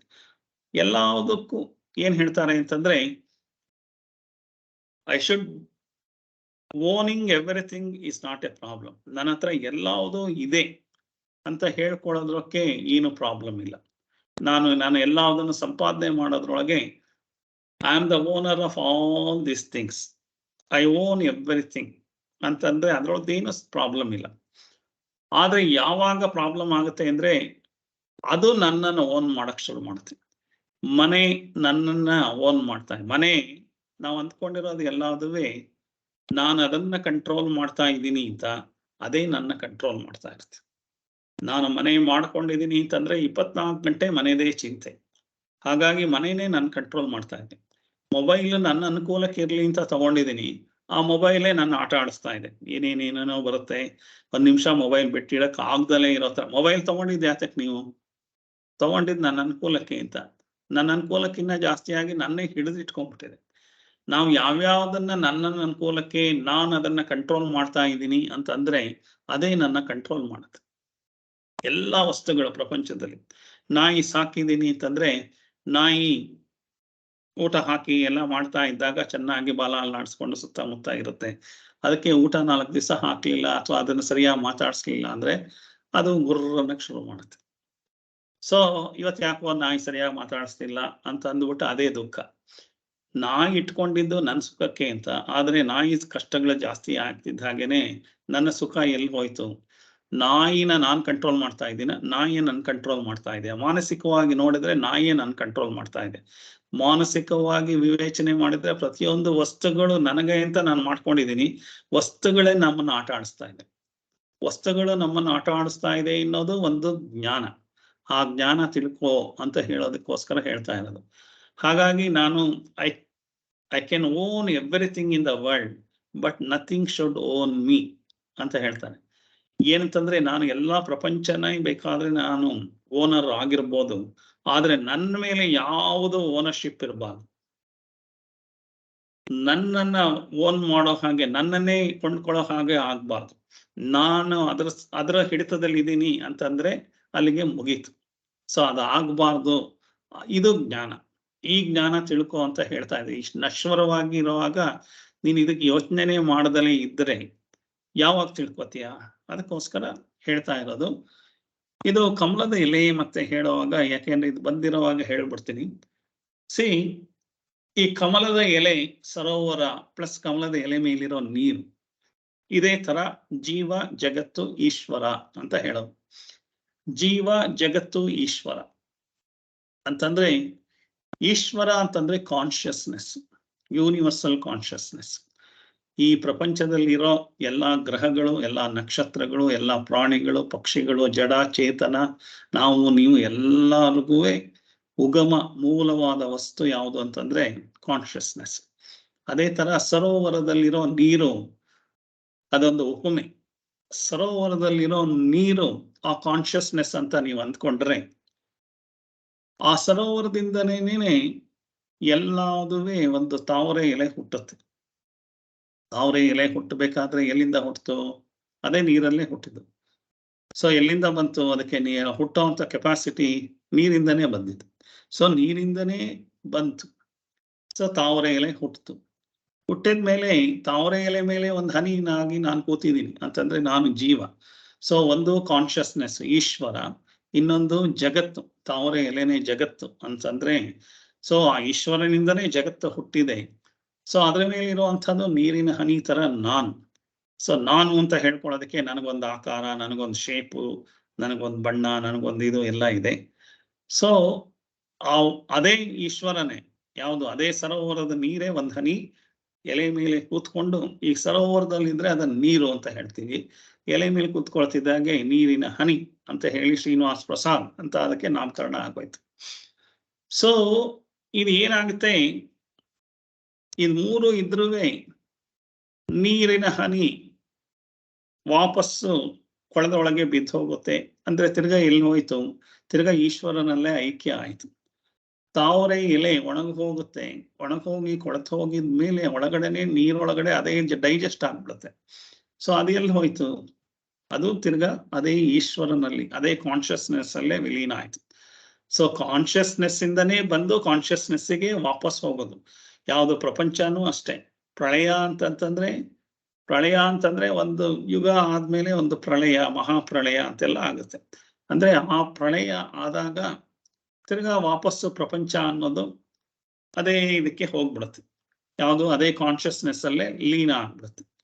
ಸೊ ಹಾಗೆ ನಾನು ಎಚ್ಚರದ ಸ್ಥಿತಿನಲ್ಲಿ ಇದ್ದೀನಿ, ಕನಸಿನ ಸ್ಥಿತಿಗೆ ಹೋಗ್ತೀನಿ ಅರ್ಧಂಬರ್ಧ ಪ್ರಜ್ಞೆ ಅವಸ್ಥೆನಲ್ಲಿ. ಆಮೇಲೆ ಗಾಢ ನಿದ್ರೆ ಅವಸ್ಥೆಗೆ ಹೋದಾಗ ಈ ದೇಹ ಎಲ್ಲಾವುದು ಎಲ್ಲಿ ಹೋಯ್ತು? ಹಾಗಾದ್ರೆ ಯಾವುದು ಎದ್ದಿರೋದು? ಕಾನ್ಷಿಯಸ್ನೆಸ್ ಮಾತ್ರ ಎದ್ದಿದೆ. ಬಾಕಿದೆಲ್ಲ ಏನಾಯ್ತು? ನನ್ನ ಇಂದ್ರಿಯಗಳೇನಾಯ್ತು? ನನ್ನ ದೇಹದ ಪರಿವೇನೇ ಇಲ್ಲ. ದೇಹ ವರ್ಕ್ ಮಾಡ್ತಾ ಇಲ್ಲ, ನನ್ನ ಮನಸ್ಸು ವರ್ಕ್ ಮಾಡ್ತಾ ಇಲ್ಲ, ನನ್ನ ಜ್ಞಾನೇಂದ್ರಿಯ ಕರ್ಮೇಂದ್ರಿಯಗಳು ವರ್ಕ್ ಮಾಡ್ತಾ ಇಲ್ಲ. ಆದ್ರೂ ನಾನು ಬದುಕಿದ್ದೀನಿ. ಹಾಗಾದ್ರೆ ಎಲ್ಲಿ ಬದುಕಿದ್ದೀನಿ ನಾನು ಅಂತಂದ್ರೆ, ಈ ಬ್ಲಡ್ ಅಲ್ಲಿ ಇದ್ದೀನಿ ಸರ್, ಅದ್ರೊಳಗಿದ್ದೀನಿ ಅಂತಂದ್ರೆ, ಹೆಣದಲ್ಲೂ ಅದೇ ಬ್ಲಡ್ ಇದೆ. ಹೆಣ ಪರ್ಫೆಕ್ಟ್ ಆಗಿರೋ 40 ವರ್ಷದ ಯುವಕ, ಒಳ್ಳೆ ಜಿಮ್ ಹೋಗಿ ಬಾಡಿ ಗೀಡಿ, ಪ್ರಾಣ ಮಾತ್ರ ಇಲ್ಲ ಅಂತಂದ್ರೆ, ಅದ್ ಮಾತ್ರ ಇಲ್ಲ ಅಂತಂದ್ರೆ, ಹಾಗಾದ್ರೆ ಅದ್ಯಾಕೆ ಬದುಕಿಲ್ಲ? ಹಾಗಾದ್ರೆ ನಾವು ಸತ್ತಾಗ ನಾವು ಬದುಕಿದೀವಿ ಅಂತ ಹೇಳಿದ್ರೆ ಯಾರು ಹೇಳೋದು? ಯಾರು ಹೇಳ್ತಾ ಇದ್ದಾರೆ ಸತ್ತಾಗ ನಾನು ಬದುಕಿದೀನಿ ಅಂತ? ಸೊ ಈ ತರದ ಎಲ್ಲಾದರೂ ಪ್ರಶ್ನೆಗಳನ್ನ ವೇದಾಂತ ಪ್ರಶ್ನೆ ಮಾಡಿ ಕೊನೆಗೆ ಎಲ್ಲದಕ್ಕೂ ಮೂಲವಾದ ವಸ್ತು ಕಾನ್ಷಿಯಸ್ನೆಸ್ ಅಂತ. ಆ ತರ ಇದು ಕಮಲದ ಎಲೆ, ಸರೋವರ ಮತ್ತೆ ನೀರು ಒಂದು ನಿಮ್ಗೆ ಅರ್ಥ ಆಗೋದಕ್ಕೆ ಬೇಕಾಗುವಂತ ಒಂದು ಉದಾಹರಣೆ. ಅದಕ್ಕೆ ಇಲ್ಲಿ ಬಂದಾಗ ಅದನ್ನ ಹೇಳ್ಬಿಡೋಣ ಅಂತ ಹೇಳಿದೆ ಅಷ್ಟೇ. ಸೊ ಹಾಗೆ ಪ್ರತಿಯೊಂದು ಜೀವಿಗೂ ನಮಗೆ ರೋಗ ರುಜಿನ ಅನ್ನೋದು ಇದ್ದೇ ಇದೆ. ಈ ರೋಗ ರುಜಿನ ಇರೋದ್ರಿಂದ ಅದರಿಂದ ನಾವು ಹೊರಗಡೆ ಬಂದು ನಾವು ಯೋಚನೆ ಮಾಡ್ಬೇಕು. ಏನ್ ಹೇಳುತ್ತೆ ಅಂತಂದ್ರೆ, ಒಂದು ಇಲಿ ಓಡಿಸ್ಕೊಂಡು ಹೋಗ್ತಾ ಇದ್ರೆ ಇಲಿನ ಬೆಕ್ಕು, ಇಲಿ ಎಷ್ಟೇ ರೋದನ ಮಾಡಿದ್ರು ಅಳ್ತಾ ಇದ್ರೂ ಬಿಡಲ್ಲ, ಇಲಿನ ಬೆಕ್ಕು ತಿಂದು ಹಾಕ್ಬಿಡುತ್ತೆ. ಹಾಗೆ ನಾನು ಈ ಪ್ರಪಂಚಕ್ಕೆ ಎಷ್ಟೇ ಅಂಟ್ಕೊಂಡಿದ್ದು, ನಾನು ಇಲ್ಲಪ್ಪ ಸಾಯಲ್ಲ, ಹಾಗೆ ಮಾಡಲ್ಲ, ನಾನು ಚೆನ್ನಾಗಿ ಬದುಕಿರ್ಬೇಕು, ಹಾಗೆ ಹೀಗೆ ಅಂತಿದ್ರು ಕಾಲರಾಯ ಯಾವತ್ತು ಬಂದು ನಮ್ಮನೆ ಬಾಗ್ಲ ಮೇಲೆ ಟಕ್ ಟಕ್ ಅಂತ ಶಬ್ದ ಮಾಡ್ತಾನೆ ಗೊತ್ತಿಲ್ಲ. ಯಾವಾಗ ನಮ್ಮ ಕಾಲರಾಯ ಬರ್ತಾನೆ ಅಂತ ಗೊತ್ತಿಲ್ಲ. ಹಾಗಾಗಿ ಅವನ್ ಬಂದಾಗ ಅಯ್ಯೋ ಬಿಟ್ಬಿಡಪ್ಪ ಅಂತಂದ್ರೆ ಬಿಡಕ್ ಸಾಧ್ಯ ಇಲ್ಲ. ಸೊ ಹಾಗಂತ ಅವನೇನ್ ಕನಿಕರ ಮಾಡ್ಕೊಂಡು ಬಿಟ್ಟು ಹೋಗಕ್ ಸಾಧ್ಯ ಇಲ್ಲ. ಹಾಗೆ ಇರೋ ಹಾಗೆ ಬಿಟ್ಟು ಹೋಗೋದು ಅಂತ ಇವೆಲ್ಲ ಒಂದು ಕಥೆ ತರ ಅಂತ ಅನ್ಕೊಂಡ್ರೆ, ಹಾಗೆ ನಮ್ಮ ಆರೋಗ್ಯ, ನಮ್ಮ ಆಯಸ್ಸು ಯಾವಾಗ ಬೇಕಾದ್ರೂ ಹೋಗ್ಬೋದು. ಹಾಗಾಗಿ ಆತ್ಮಜ್ಞಾನಕ್ಕೆ ಸ್ವಲ್ಪ ಟೈಮ್ ಕೊಡ್ಬೇಕು. ಸೊ ಏನೋ 35 ವರ್ಷ ತನಕ ಅದು ಇದು ಆಸೆ ಗೀಸೆ ಚಪ್ಪಲ ಎಲ್ಲ ಇತ್ತು, ಅದನ್ನೆಲ್ಲ ಪೂರೈಸ್ಕೊಳ್ಳೋಕೆಲ್ಲ ಬೇಗ ಬ್ಯುಸಿಯಾಗಿದ್ದೆ ನಾನು ಅಂತಂದ್ರೆ ಆಮೇಲಾದ್ರೂ ಶುರು ಮಾಡ್ಕೋಬೇಕು. ಅಟ್ಲೀಸ್ಟ್ 35 ವರ್ಷ ತನಕನೂ 100% ಬರೀ ಪ್ರಾಪಂಚಿಕ ವ್ಯವಹಾರದಲ್ಲಿ ಇದ್ದೆ. ಈಗ ಅಟ್ಲೀಸ್ಟ್ ಒಂದು 5% ಆತ್ಮಜ್ಞಾನದ ಕಡೆಗೆ, ಒಂದು 40 ವರ್ಷ ಆಗ್ತಿದ್ದಾಗೆ ಒಂದು 10%, ಒಂದು 50 ವರ್ಷ ಆಗ್ತಿದ್ದಾಗೆ ಒಂದು 25%. ಸೊ ಆ ತರ ನಾವು ಮನಸ್ಸಿಗೆ ಇದು ಮಾಡ್ಬೇಕು. ಆ ತರ ಬರ್ದಲೇನೆ 100 ವರ್ಷ ಆಗೋ ತನಕನೂ ಪ್ರಪಂಚದ ಈ ಒಂದು ಎಂಜಾಯ್ಮೆಂಟ್ ಅಲ್ಲೇ ಬದುಕಿದ್ರೆ ನಿನಗೆ ಸಂತೋಷ ಅನ್ನೋದು ಅದರ ಅನುಭವ ಆಗಕ್ ಸಾಧ್ಯ ಇಲ್ಲ. ಹಾಗಾಗಿ ನಾನು 100 ವರ್ಷ ತನಕನೂ ತಪ್ಪು ಮಾಡ್ತಾ ಇದ್ರೆ, ಪಾಪ ಮಾಡ್ತಾ ಇದ್ರೆ, ಪುಣ್ಯ ಮಾಡ್ತಾ ಇದ್ರೆ ಅದೆಲ್ಲ ನನ್ನ ಅಕೌಂಟ್ ಅಲ್ಲಿ ಸೇರ್ಕೊಂಡು ತಿರ್ಗಾ ಇನ್ನೊಂದ್ಸಲ ಹುಟ್ಟಬೇಕಾಗತ್ತೆ. ಅದನ್ನೆಲ್ಲ ಅಕೌಂಟ್ ನ ಝೀರೋ ಮಾಡೋದಕ್ಕೆ ಹಾಗೆ ಮಾಡಬಾರ್ದು ಅಂತ ಬೇಗ ನೀನು ಕಲ್ತ್ಕೋ ಅಂತ ಹೇಳ್ತಾರೆ. ಸೊ ನಾನು ಇದನ್ನ ಮಾಡದಲೇ ಇದ್ರೆ ನನ್ನ ದೈಹಿಕ ಕಾಯಿಲೆಗಳಿದೆ, ಪ್ರಕೃತಿ ವಿಕೋಪ ಇದೆ, ಇದೆಲ್ಲದ್ರಿಂದನೂ ನಾನು ಕ್ಷಣಿಕ ಆಗೇ ಆಗುತ್ತೆ ನನ್ನ ಲೈಫು. ಸೊ ಏನ್ ಹೇಳ್ತಾನೆ, ಸರ್ವಂ ದುಃಖ, ಭಗವಾನ್ ಬುದ್ಧನು ಇದೇ ಹೇಳಿದಾನೆ ವೇದಾಂತದಲ್ಲಿ ಇರೋದನ್ನೇ, ಸರ್ವಂ ದುಃಖಂ ಸರ್ವಂ ಕ್ಷಣಿಕಂ ಅಂತ ಹೇಳಿದಾನೆ. ಅಂದ್ರೆ ಎಲ್ಲವೂ ದುಃಖಮಯ, ಮತ್ತೆ ಎಲ್ಲವೂ ಕ್ಷಣಿಕ. ಯಾವುದು ನಮ್ಮಲ್ಲಿ ಯಾವುದೋ ಪರ್ಮನೆಂಟ್ ಆಗಿಲ್ಲ. ನಾವು 10 ವರ್ಷದ ಕೆಳಗೆ ಏನ್ ಬೇಕು ಅಂತ ಒದ್ದಾಡಿದ್ವು ಅದೆಲ್ಲ ಆಯ್ತು ಅಂತಂದ್ರೆ ಅದೇ ಬೇಡ ಆಗಿದೆ, ನಮ್ಗೆ ಕ್ಷಣಿಕ ಆಯ್ತು. ಸೊ 10 ವರ್ಷ ನಮ್ಗೆ ದೊಡ್ಡದು ಅನಿಸ್ಬೋದು, ಆದ್ರೆ ಅದು ಕ್ಷಣಿಕ. ನಮ್ಮ ಜೀವನದಲ್ಲಿ ಅದು ಕ್ಷಣಿಕ. ಸೊ ಆ ತರದ ಕ್ಷಣಿಕವಾಗಿ ಇರುತ್ತೆ. ಎಲ್ಲ ಒಂದು ದುಃಖವಾಗಿ ಇರುತ್ತೆ. ಪ್ರಪಂಚದ ಎಲ್ಲ ವಸ್ತು ವಿಷಯ, ಆಚಾರ ವಿಚಾರ, ಆಹಾರ ವಿಹಾರ ಎಲ್ಲದುವೆ ದುಃಖಮಯವಾಗಿದೆ, ದುಃಖದಿಂದ ಲೇಪನ ಆಗಿದೆ. ಆದ್ರೆ ಸುಖ ಬೇಕಾದ್ರೆ ಸ್ವಲ್ಪ ಒಳಗಡೆ ಮುಖ ಮಾಡಿದಾಗ, ಅರ್ಥ ಆಗ್ತಾ ಹೋದಾಗ, ನಾನು ಅದ್ರ ಜೊತೆಗೆ ಇದ್ರುವೆ ಕಮಲದ ಎಲೆ ನೀರಿನ ಒಳಗಡೆನೆ ಮುಳುಗಿದ್ರುವೆ ನೀರನ್ನ ಅಂಟಿಸ್ಕೊಳ್ಳದಲ್ಲೇ ಹೇಗೆ ಜೀವನ ಮಾಡ್ತಾ ಇದೆಯೋ ಹಾಗೆ ನಾನು ಈ ಪ್ರಪಂಚದ ಒಳಗಡೆನೆ ಇದ್ರುವೆ ಪ್ರಪಂಚದ ವಿಚಾರಗಳು ನನಗೆ ಯಾವುದು ತೊಂದರೆ ಕೊಡದಲ್ಲೇ ಇರೋ ತರ ನಾನು ಮಾಡೋದನ್ನ ಆತ್ಮಜ್ಞಾನದ ಕಡೆಗೆ ಬಾ ಅಂತ ಹೇಳುವಂತ ವಿಚಾರ. ಸೊ ಹಾಗೆ ಹೇಳಿದಾನೆ. ಸೊ ಏನಾಗುತ್ತೆ, ಇದನ್ನ ಆತ್ಮಜ್ಞಾನ ಮಾಡ್ಕೊಳ್ಳೋದಕ್ಕೋಸ್ಕರ ಮಾಡ್ಬೇಕು ಅಂತ ಈ ಇದ್ರೊಳಗಡೆ ಏನ್ ಹೇಳ್ತಾರೆ ಅಂದ್ರೆ, ಈ ಭರ್ತೃಹರಿ ಒಂದ್ ಕಡೆ ನೀತಿ ಶತಕ ಅಂತ ಬರ್ದಿದ್ದಾರೆ. ಭರ್ತೃಹರಿ ಅನ್ನೋರು ತುಂಬಾ ಫೇಮಸ್ ಆಗಿ ಬರ್ದಿರೋದು, ಬೇಕಾದಷ್ಟು ಬರ್ದಿದ್ದಾರೆ. ನೀತಿ ಶತಕ ಅಂತ ಬರ್ದಿದ್ದಾರೆ, ಶೃಂಗಾರ ಶತಕ ಅಂತ ಬರ್ದಿದ್ದಾರೆ, ವೈರಾಗ್ಯ ಶತಕ ಅಂತ ಬರ್ದಿದ್ದಾರೆ. ಸೊ ಅದ್ರೊಳಗೆ ಏನ್ ಹೇಳ್ತಾರೆ ಅಂದ್ರೆ, ಒಂದ್ ಕಡೆ ನಾವು ಎಷ್ಟೋ ತುಂಬಾ ಆಯಸ್ಸಿದೆ ಅಂತ ಅನ್ಕೊಂಡಿದ್ರೆ ಮೂರ್ಖ ನೀನು, ಹಾಗೇನಿಲ್ಲಪ್ಪ. ಆಯುರ್ವರ್ಷಂ ಶತಂ ನೃಣಾಂ ಪರಿಮಿತಂ ರಾತ್ರೌ ತದರ್ಥಂ ಗತಂ ಅಂತ ಹೀಗೆ ಅದನ್ನ ಹೇಳಿದ್ದಾರೆ. ಏನ್ ಹೇಳಿದ್ದಾರೆ ಅಂತ ನೋಡೋಣ.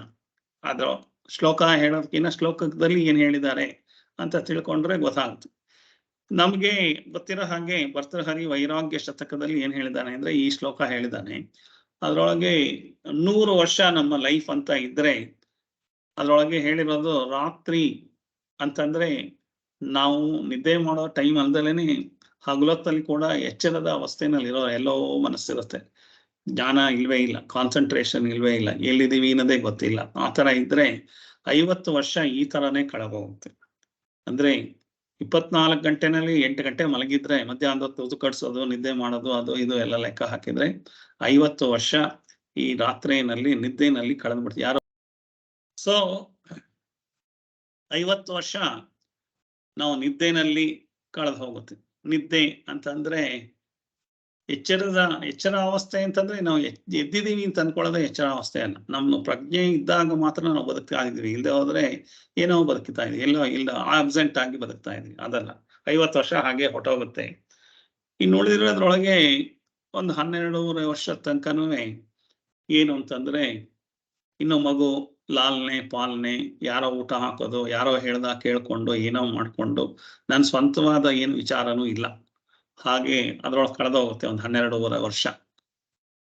ಸೊ ಇನ್ನು 12 ವರ್ಷ ಅಂತಂದ್ರೆ ಕಾಯಿಲೆ ಕಸಾಲೆ ಎಲ್ಲ ಇದೆಯಲ್ಲ ಕೊನೆಯಲ್ಲಿ ವಯಸ್ಸಾದ್ಮೇಲೆ, ಅದೊಂದು ಲಾಸ್ಟ್ ಒಂದು 10 years 12.5 years ಅಂತಂದ್ರೆ ಅದೊಂದು 12 ವರ್ಷ ನನ್ನ ಬಗ್ಗೆನೇ ನನಗೆ ಯೋಚನೆ, ಏನಂದ್ರೆ ಕಾಯಿಲೆ ಬಂತು, ಅದ್ ಮಾಡೋಣ, ಡಾಕ್ಟರ್ ಹತ್ರ ಹೋಗೋದು, ಆಪರೇಷನ್ ಮಾಡಿಸ್ಕೊಳ್ಳೋದು, ಇದೇ ಯೋಚನೆ ಬಿಟ್ರೆ ಪ್ರಪಂಚ ನಾನು ಏನ್ ಮಾಡ್ತಾ ಇದ್ದೀನಿ, ಎಲ್ಲಿ ನಾನು ಆತ್ಮಜ್ಞಾನದ ಕಡೆ ಯೋಚನೆ ಮಾಡೋದು ಪುರ್ಸೊತ್ತೇ ಇಲ್ಲ ನನಗೆ. ಇನ್ನು ಉಳಿದಿರೋದು 25 ವರ್ಷ. ಆ 25 ವರ್ಷ ಏನಪ್ಪಾ ಮಾಡ್ತಾ ಇದೀಯಾ ಅಂತಂದ್ರೆ ಎಜುಕೇಶನ್ನು, ದುಡಿಯೋದು ಇಷ್ಟೇ ಮಾಡ್ತಾ ಇದ್ದೀನಿ. ಹಾಗಾಗಿ ಆತ್ಮಜ್ಞಾನಕ್ಕೆ ನಿನ್ಗೆಲ್ಲಪ್ಪ ಪುರ್ಸೊತ್ತು ಇಲ್ವಲ್ಲ ಅಂತ ಹೇಳೋದನ್ನ ಅವರು ವೈರಾಗ್ಯ ಶತಕದಲ್ಲಿ ಇದನ್ನ ಹೇಳಿದ್ದಾರೆ, ಹೀಗೆ ಹೇಳಿದ್ದಾರೆ. ಸೊ ಅದನ್ನ ನಾವು ತಿಳ್ಕೋಬೇಕು. That is what very important ಅಂತ ಹೇಳಿ ಅವರು ಇದನ್ನ ಹೇಳಿದ್ದಾರೆ. ಸೊ ಮುಂದ್ಲ ಶ್ಲೋಕಕ್ಕೆ ಹೋಗೋಣ. ಮುಂದ್ಲ ಶ್ಲೋಕ ಏನ್ ಹೇಳುತ್ತೆ? ಯಾವದ್ವಿತ್ತೋಪಾಜನ ಸಕ್ತಃ ಸ್ಥಾವನ್ ನಿಜ ಪರಿವಾರೋ ರಕ್ತಃ ಪಶ್ಚಾಜ್ಜೀವತಿ ಜರ್ಜರ ದೇಹೆ ವಾರ್ತಾಂಕೋಪಿನ ಪೃಚ್ಛತಿ ಗೇಹಿ. ಎಷ್ಟು ಚೆನ್ನಾಗಿ ಹೇಳ್ತಾ ಇದ್ದಾರೆ ಅಂದ್ರೆ ಸುತ್ತಿಗೆ ತಗೊಂಡು ಹೊಡಿತಾ ಇದ್ದಾರೆ. ಅಂದ್ರೆ ಅಷ್ಟು ವಿಚಾರವಾಗಿ ನೀನು ಹೇಳ್ತಾ ಇದ್ದಾರೆ. ಯಾವತ್ ವಿತ್ತೋಪಾಜನ ಸಕ್ತಃ, ಯಾವತ್ ವಿತ್ತೋಪಾಜನ ಸಕ್ ಅಂದ್ರೆ ಏನಂದ್ರೆ ಎಲ್ಲಿ ತನಕ ನಿನಗೆ ಧನಾರ್ಜನೆ ಮಾಡೋ ಕೆಪಾಸಿಟಿ. ವಿತ್ತೋಪಾರ್ಜನ ಅಂತಂದ್ರೆ ದುಡ್ಡನ್ನ ಸಂಪಾದನೆ ಮಾಡೋ ಸಕ್ತಃ ಅಂತಂದ್ರೆ ಎಲ್ಲಿ ತನಕ ನಿನಗೆ ದುಡ್ಡು ಸಂಪಾದನೆ ಮಾಡೋ ಶಕ್ತಿ ಇದೆಯೋ ಅಲ್ಲಿ ತನಕ ಸ್ಥಾವನ್ ನಿಜ ಪರಿವಾರೋ ರಕ್ತಃ ಅಂತಂದ್ರೆ ಅಲ್ಲಿ ತನಕ ನಿನ್ನ ಕುಟುಂಬದ ಪ್ರೀತಿ ನಿನ್ನ ಮೇಲೆ ಹರಿತಾ ಇರುತ್ತೆ. ದುಡ್ಡು ಅಂತಾನೆ ಅಲ್ಲ, ಅಂದ್ರೆ ಎಲ್ಲಾ ತರದ್ವೆ. ನಾನು ದುಡ್ಡು ಅಂತಂದ್ರೆ ಬರೀ ಹಣ ಅಂತಲ್ಲ. ಹಣದಿಂದ ನಾನು ಏನಾದ್ರೂ ಮಾಡಿ ನನ್ಗೆ ಇನ್ನೊಂದು ಯಾರೋ ಕೆಲಸ ಮಾಡ್ಕೊಟ್ರು ಅಂದ್ರೆ ಆ ಕೆಲಸನೂ ಹಣನೇ. ಸೊ ಮನೆಯಲ್ಲಿ ಯಾರೋ ಕೆಲಸ ಮಾಡ್ತಾ ಇದ್ದಾರೆ, ಅಡಿಗೆ ಮಾಡ್ತಾ ಇದ್ದಾರೆ, ಊಟ ಮಾಡ್ತಾ ಇದ್ದಾರೆ, ಅದ್ ಮಾಡ್ತಾ ಇದ್ದಾರೆ, ಮನೆಯೆಲ್ಲ ಕ್ಲೀನ್ ಮಾಡ್ತಾ ಇದ್ದಾರೆ, ಅದೆಲ್ಲ ಮಾಡೋದ್ರಿಂದನೂ ನನಗೆ ಸಂತೋಷ ಸಿಗ್ತಾ ಇದೆಯಲ್ವಾ. ಅದೆಲ್ಲ ನಾನೇ ಮಾಡ್ಕೋಬೇಕಾದ್ರೆ ಕಷ್ಟ ಆಗುತ್ತಲ್ಲ, ಇಲ್ದ ದುಡ್ಡು ಕೊಟ್ಟು ಮಾಡಿಸ್ಕೋಬೇಕು. ಸೊ ಹಾಗಾಗಿ ದುಡ್ಡು ಇಲ್ದಲೇನೆ ಮಾಡ್ತಾ ಇದ್ದಾರೆ ಅಂದ್ರೆ ಅದು ಹಣನೇನೆ. ಯಾವದ್ವಿತ್ತೋಪಾಜನ ಸಕ್ತಃ ಸ್ಥಾವನ್ ನಿಜ ಪರಿವಾರೋ ರಕ್ತಃ ಅಂದ್ರೆ ಎಲ್ಲಿ ತನಕ ನಿನ್ಗೆ ಈ ಒಂದು ಹಣ ಸಂಪಾದನೆ ಮಾಡೋ ಕೆಪಾಸಿಟಿ ಇದೆಯೋ ಅಲ್ಲಿ ತನಕ ಮಾತ್ರ ನಿನ್ನ ಪರಿವಾರ ನಿನ್ನ ಬಗ್ಗೆ ಯೋಚನೆ ಮಾಡ್ತಾ ಇರುತ್ತೆ, ನಿನಗೆ ಪ್ರೀತಿ ಹರಿತು ಬರ್ತಾ ಇರುತ್ತೆ. ಪಶ್ಚಾಜ್ಜೀವತಿ ಜರ್ಜರ ದೇಹೆ ವಾರ್ತಾಂಕೋಪಿನ ಪೃಚ್ಛತಿ ಗೇಹೆ. ಯಾವಾಗ ಈ ದೇಹ ಜರ್ಜರಿತ ಆಗುತ್ತೆ, ಯಾವಾಗ ನಾನು ದುಡಿಯೋ ಕೆಪಾಸಿಟಿ ಎಲ್ಲ ಹೊರಟೋಗುತ್ತೆ, ಯಾವಾಗ ಆಯ್ತು ಅಂದಾಗ ವಾರ್ತಾಂಕೋಪಿನ ಪಶ್ಚಾಜ್ಜೀವತಿ ಜರ್ಜರ ದೇಹೆ ಅಂದ್ರೆ ಈ ಜರ್ಜರ ದೇಹ ಜೀವದ್ದು ಆಗ್ತಿದ್ದ ಹಾಗೇನೆ ಅದರ ನಂತರ ಅಂತ ಹೇಳ್ತಾ ಇರೋದು. ವಾರ್ತಾಂಕೋಪಿನ ಪೃಚ್ಛತಿ ಗೇಹೆ. ನೀನ್ ಕೇಳೋರು ಯಾರು ಇಲ್ಲಪ್ಪ, ಯಾರು ಗತಿ ಇಲ್ಲ. ಸೊ ಇದು ಎಲ್ಲರಿಗೂ ಗೊತ್ತಿರೋದೇ ವಿಷಯ ಅಂತ ನಾವು ಅಂದ್ಕೋತೀವಿ. ಆದ್ರೆ ಇದರೊಳಗೆ ತುಂಬಾ ಆಳವಾಗಿ ವಿಚಾರಗಳನ್ನ ಅವರು ಹೇಳಿ ಇದು ಮಾಡಿದ್ದಾರೆ. ಅಂದ್ರೆ ಫಾರ್ ಎಕ್ಸಾಂಪಲ್ ನಾನು ಸಂಸಾರದ ಮುಖ್ಯಸ್ಥ ಅಥವಾ ನಾನೇ ಎಲ್ಲ ಇದನ್ನ ಜೀವನ ನಡೆಸ್ಕೊಂಡು ಹೋಗ್ತಾ ಇದ್ದೀನಿ ಅಂತಂದ್ರೆ ಆ ಸುತ್ತಮುತ್ತ ಇರೋರೆಲ್ಲ ತೋರ್ತಾ ಇರೋಂಥ ಪ್ರೀತಿನೇನೆ ಬೇರೆ, ವಿಶ್ವಾಸನೇ ಬೇರೆ. ಯಾವಾಗ ಅವನಿಗೆ ರಿಟೈರ್ ಆಯ್ತು ಅಂತಂದ್ರೆ ನೆಕ್ಸ್ಟ್ ಡೇ ಇಂದ ಏನು ಬೆಳಗ್ಗೆಯಿಂದ ಸುಮ್ಮನೆ ಕೂತಿದ್ರಲ್ಲ, ಒಂದ್ ಸ್ವಲ್ಪ ತರಕಾರಿ ಬಿಡಿಸ್ಕೊಡ್ಬಾರ್ದ ಅಂದ್ರೆ ಎಲ್ಲಿ ಹೋಯ್ತು ನಿಮ್ಮ ರೆಸ್ಪೆಕ್ಟು ಅಂತಂದ್ರೆ ಅಲ್ಲಿ ಒಂದ್ ಸ್ವಲ್ಪ ಮಗು ಅಳ್ತಾ ಇದೆ, ಒಂಚೂರು ಮಗು ನಾನು ಸ್ಕೂಲ್ ಹತ್ರ ಬಿಟ್ಬಿಟ್ಟು ಬನ್ನಿ. ನಿಮ್ಗೇನ್ ಅರ್ಜೆಂಟು ಇಷ್ಟು ಬೇಗ ತಿಂಡಿ ತಿನ್ನಕ್ಕೆ? ಅವ್ರ ಆಫೀಸ್ಗೆ ಹೋಗ್ಬೇಕು ಮಗ, ಅವ್ರ ಸೊಸೆ, ಅವ್ರಿಗೆ ಫಸ್ಟ್ ಕೊಡೋಣ, ನೀವು ಕೂತ್ಕೊಳ್ಳಿ, ನಿಮ್ಗೇನು ಆಮೇಲೆ ಕೊಟ್ರಾಯ್ತು. ಆದ್ರೆ ನಾವೇ ಹೋಗ್ತಾ ಇದ್ದಾಗ ಇದ್ದಿದ್ದ ಪ್ರೀತಿ ವಿಶ್ವಾಸ ಇದೆಯಾ? ಸೊ ಹಾಗೆ ಜಾರದು ನಮ್ಗೆ ಜಾರತ್ತೆ, ನಮ್ಮನ್ನ ಒಂದು ಕಡೆಗಣಿಸುವಂತ ವ್ಯವಸ್ಥೆ ಹಾಗೇ ಆಗತ್ತೆ, ಎಂಥವ್ರಿಗಾದ್ರೂ ಆಗತ್ತೆ. ಇದೆಲ್ಲ ಅರ್ಥ ಮಾಡ್ಕೊಂಡು ಇದ್ರ ಜೊತೆಗೆ ಜೀವನ ಮಾಡ್ಬೇಕು. ಇದೆಲ್ಲ ನಾವು ಹಾಗಂತ ಅಂದ್ಬಿಟ್ಟು ಇವತ್ತೇ ದುಃಖ ಪಟ್ಕೊಡ್ಬೇಕಾ, ಹಾಗಾಗತ್ತೆ ಅಂತ ಅಳ್ತಾ ಕೂತ್ಕೋಬೇಕಾ? ಇಲ್ಲ. ಇದೆಲ್ಲದನ್ನು ಆಗಲ್ಲ ಅಂತ ಅಂದ್ಕೊಂಡು ನನ್ಗೆ ಎಲ್ಲಾರು ರೆಸ್ಪೆಕ್ಟ್ ಕೊಡ್ತಾರೆ, ಈ ವಯಸ್ಸಾದಾಗ್ಲೂ ಇದಾಗುತ್ತೆ ಅನ್ನೋ ತರ ನಾನು ಮನಸ್ಥಿತಿ ಇಟ್ಕೊಂಡಿದ್ರೆ ನನ್ನ ಎಕ್ಸ್ಪೆಕ್ಟೇಷನ್ಗಳೇ ನನಗೆ ನೋವು ಮಾಡ್ತಾ ಇರುತ್ತೆ. ನನಗೆ ನೋವು ಆಗೋದು ಪ್ರಪಂಚದಿಂದ ಯಾವುದೂ ನೋವು ಮಾಡಲ್ಲ, ಎಲ್ಲಾವುದು ಎಕ್ಸ್ಪೆಕ್ಟೇಷನ್. ನನ್ನ ಜನ ಹೀಗೆ ಮಾತಾಡಿಸ್ಬೇಕು, ನನ್ನ ಹೀಗೆ ನೋಡ್ಕೋಬೇಕು, ನನ್ನ ಹೀಗೆ ಮಾಡಬೇಕು ಅಂತ. ಸೊ ಆ ತರದ್ದು ಎಕ್ಸ್ಪೆಕ್ಟೇಷನ್ಗಳು ಮೀಟ್ ಆಗದಲ್ಲೇ ಇದ್ದಾಗ ದಿವಸ ಯಾರು ಮೀಟ್ ಮಾಡಕ್ ರೆಡಿ ಇರ್ತಾರೆ? ಹೋಟ್ಲಿಗೆ ಹೋಗಿ ನಿಮ್ ಮಸಾಲೆ ದೋಸೆ ಈ ತರ ಬೇಕು ಅಂತ ಆರ್ಡರ್ ಕೊಟ್ರುವೆ ಅವ್ನು ಕೊಡೋ ಮಸಾಲೆ ದೋಸೆನೇ ತಿನ್ಕೊಂಡ್ಬರ್ಬೇಕು. ನಿಮಗ್ ಬೇಕಾದ ಮಸಾಲೆ ದೋಸೆ ಎಲ್ಲಾರು ಸಿಕ್ಕಿದ್ಯಾ? ಇಲ್ಲ. ಸೊ ನನಗೆ ಈ ತರ ಇರಬೇಕು, ಇಷ್ಟ ಬೆಂದಿರ್ಬೇಕು, ಈ ತರ ಕೆಂಪಗಿರ್ಬೇಕು, ಈ ಕಡೆ ಬೆಳ್ಳಗಿರ್ಬೇಕು ಅಂತ ಯಾರು ಮಾಡ್ಕೊಂಡವ್ರು? ಯಾರು ಮನೆಯಲ್ಲೇನೆ ಯಾರು ಒಂದು ದಿವಸ ಏನೋ ಬಹಳ ವಿಶ್ವಾಸ ಇದ್ದಾಗ ಮಾಡ್ಕೊಡ್ಬೋದು. ಆಮೇಲೆ ಅವ್ರು ಏನ್ ದೋಸೆ ಮಾಡಿ ಹಾಕ್ತಾರೋ ತಿನ್ಲೇಬೇಕಾಗತ್ತೆ.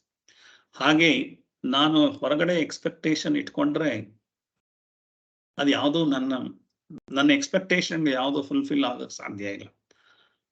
ಇದನ್ನ ನಾನು ಅರ್ಥ ಮಾಡ್ಕೊಳ್ಳೋದೇ ಆತ್ಮಜ್ಞಾನಕ್ಕೆ ಬರಬೇಕು ಅಂತ ಹೇಳಿ. ಸೊ ಇದೆಲ್ಲದನ್ನು ಮುಂಚೆನೆ ಅರ್ಥ ಮಾಡ್ಕೊಂಡು ಇದು ಹೀಗೆ ಅಂತಂದ್ರೆ ಎಕ್ಸ್ಪೆಕ್ಟೇಷನ್ ಇಲ್ದಲೇನೆ ಬದುಕೋದು. ಸೊ ಬದುಕೋದಂತ ಬದುಕಲೇಬೇಕು. ಎಕ್ಸ್ಪೆಕ್ಟೇಷನ್ ಇಲ್ದಲೇನೆ ಬದುಕೋದು.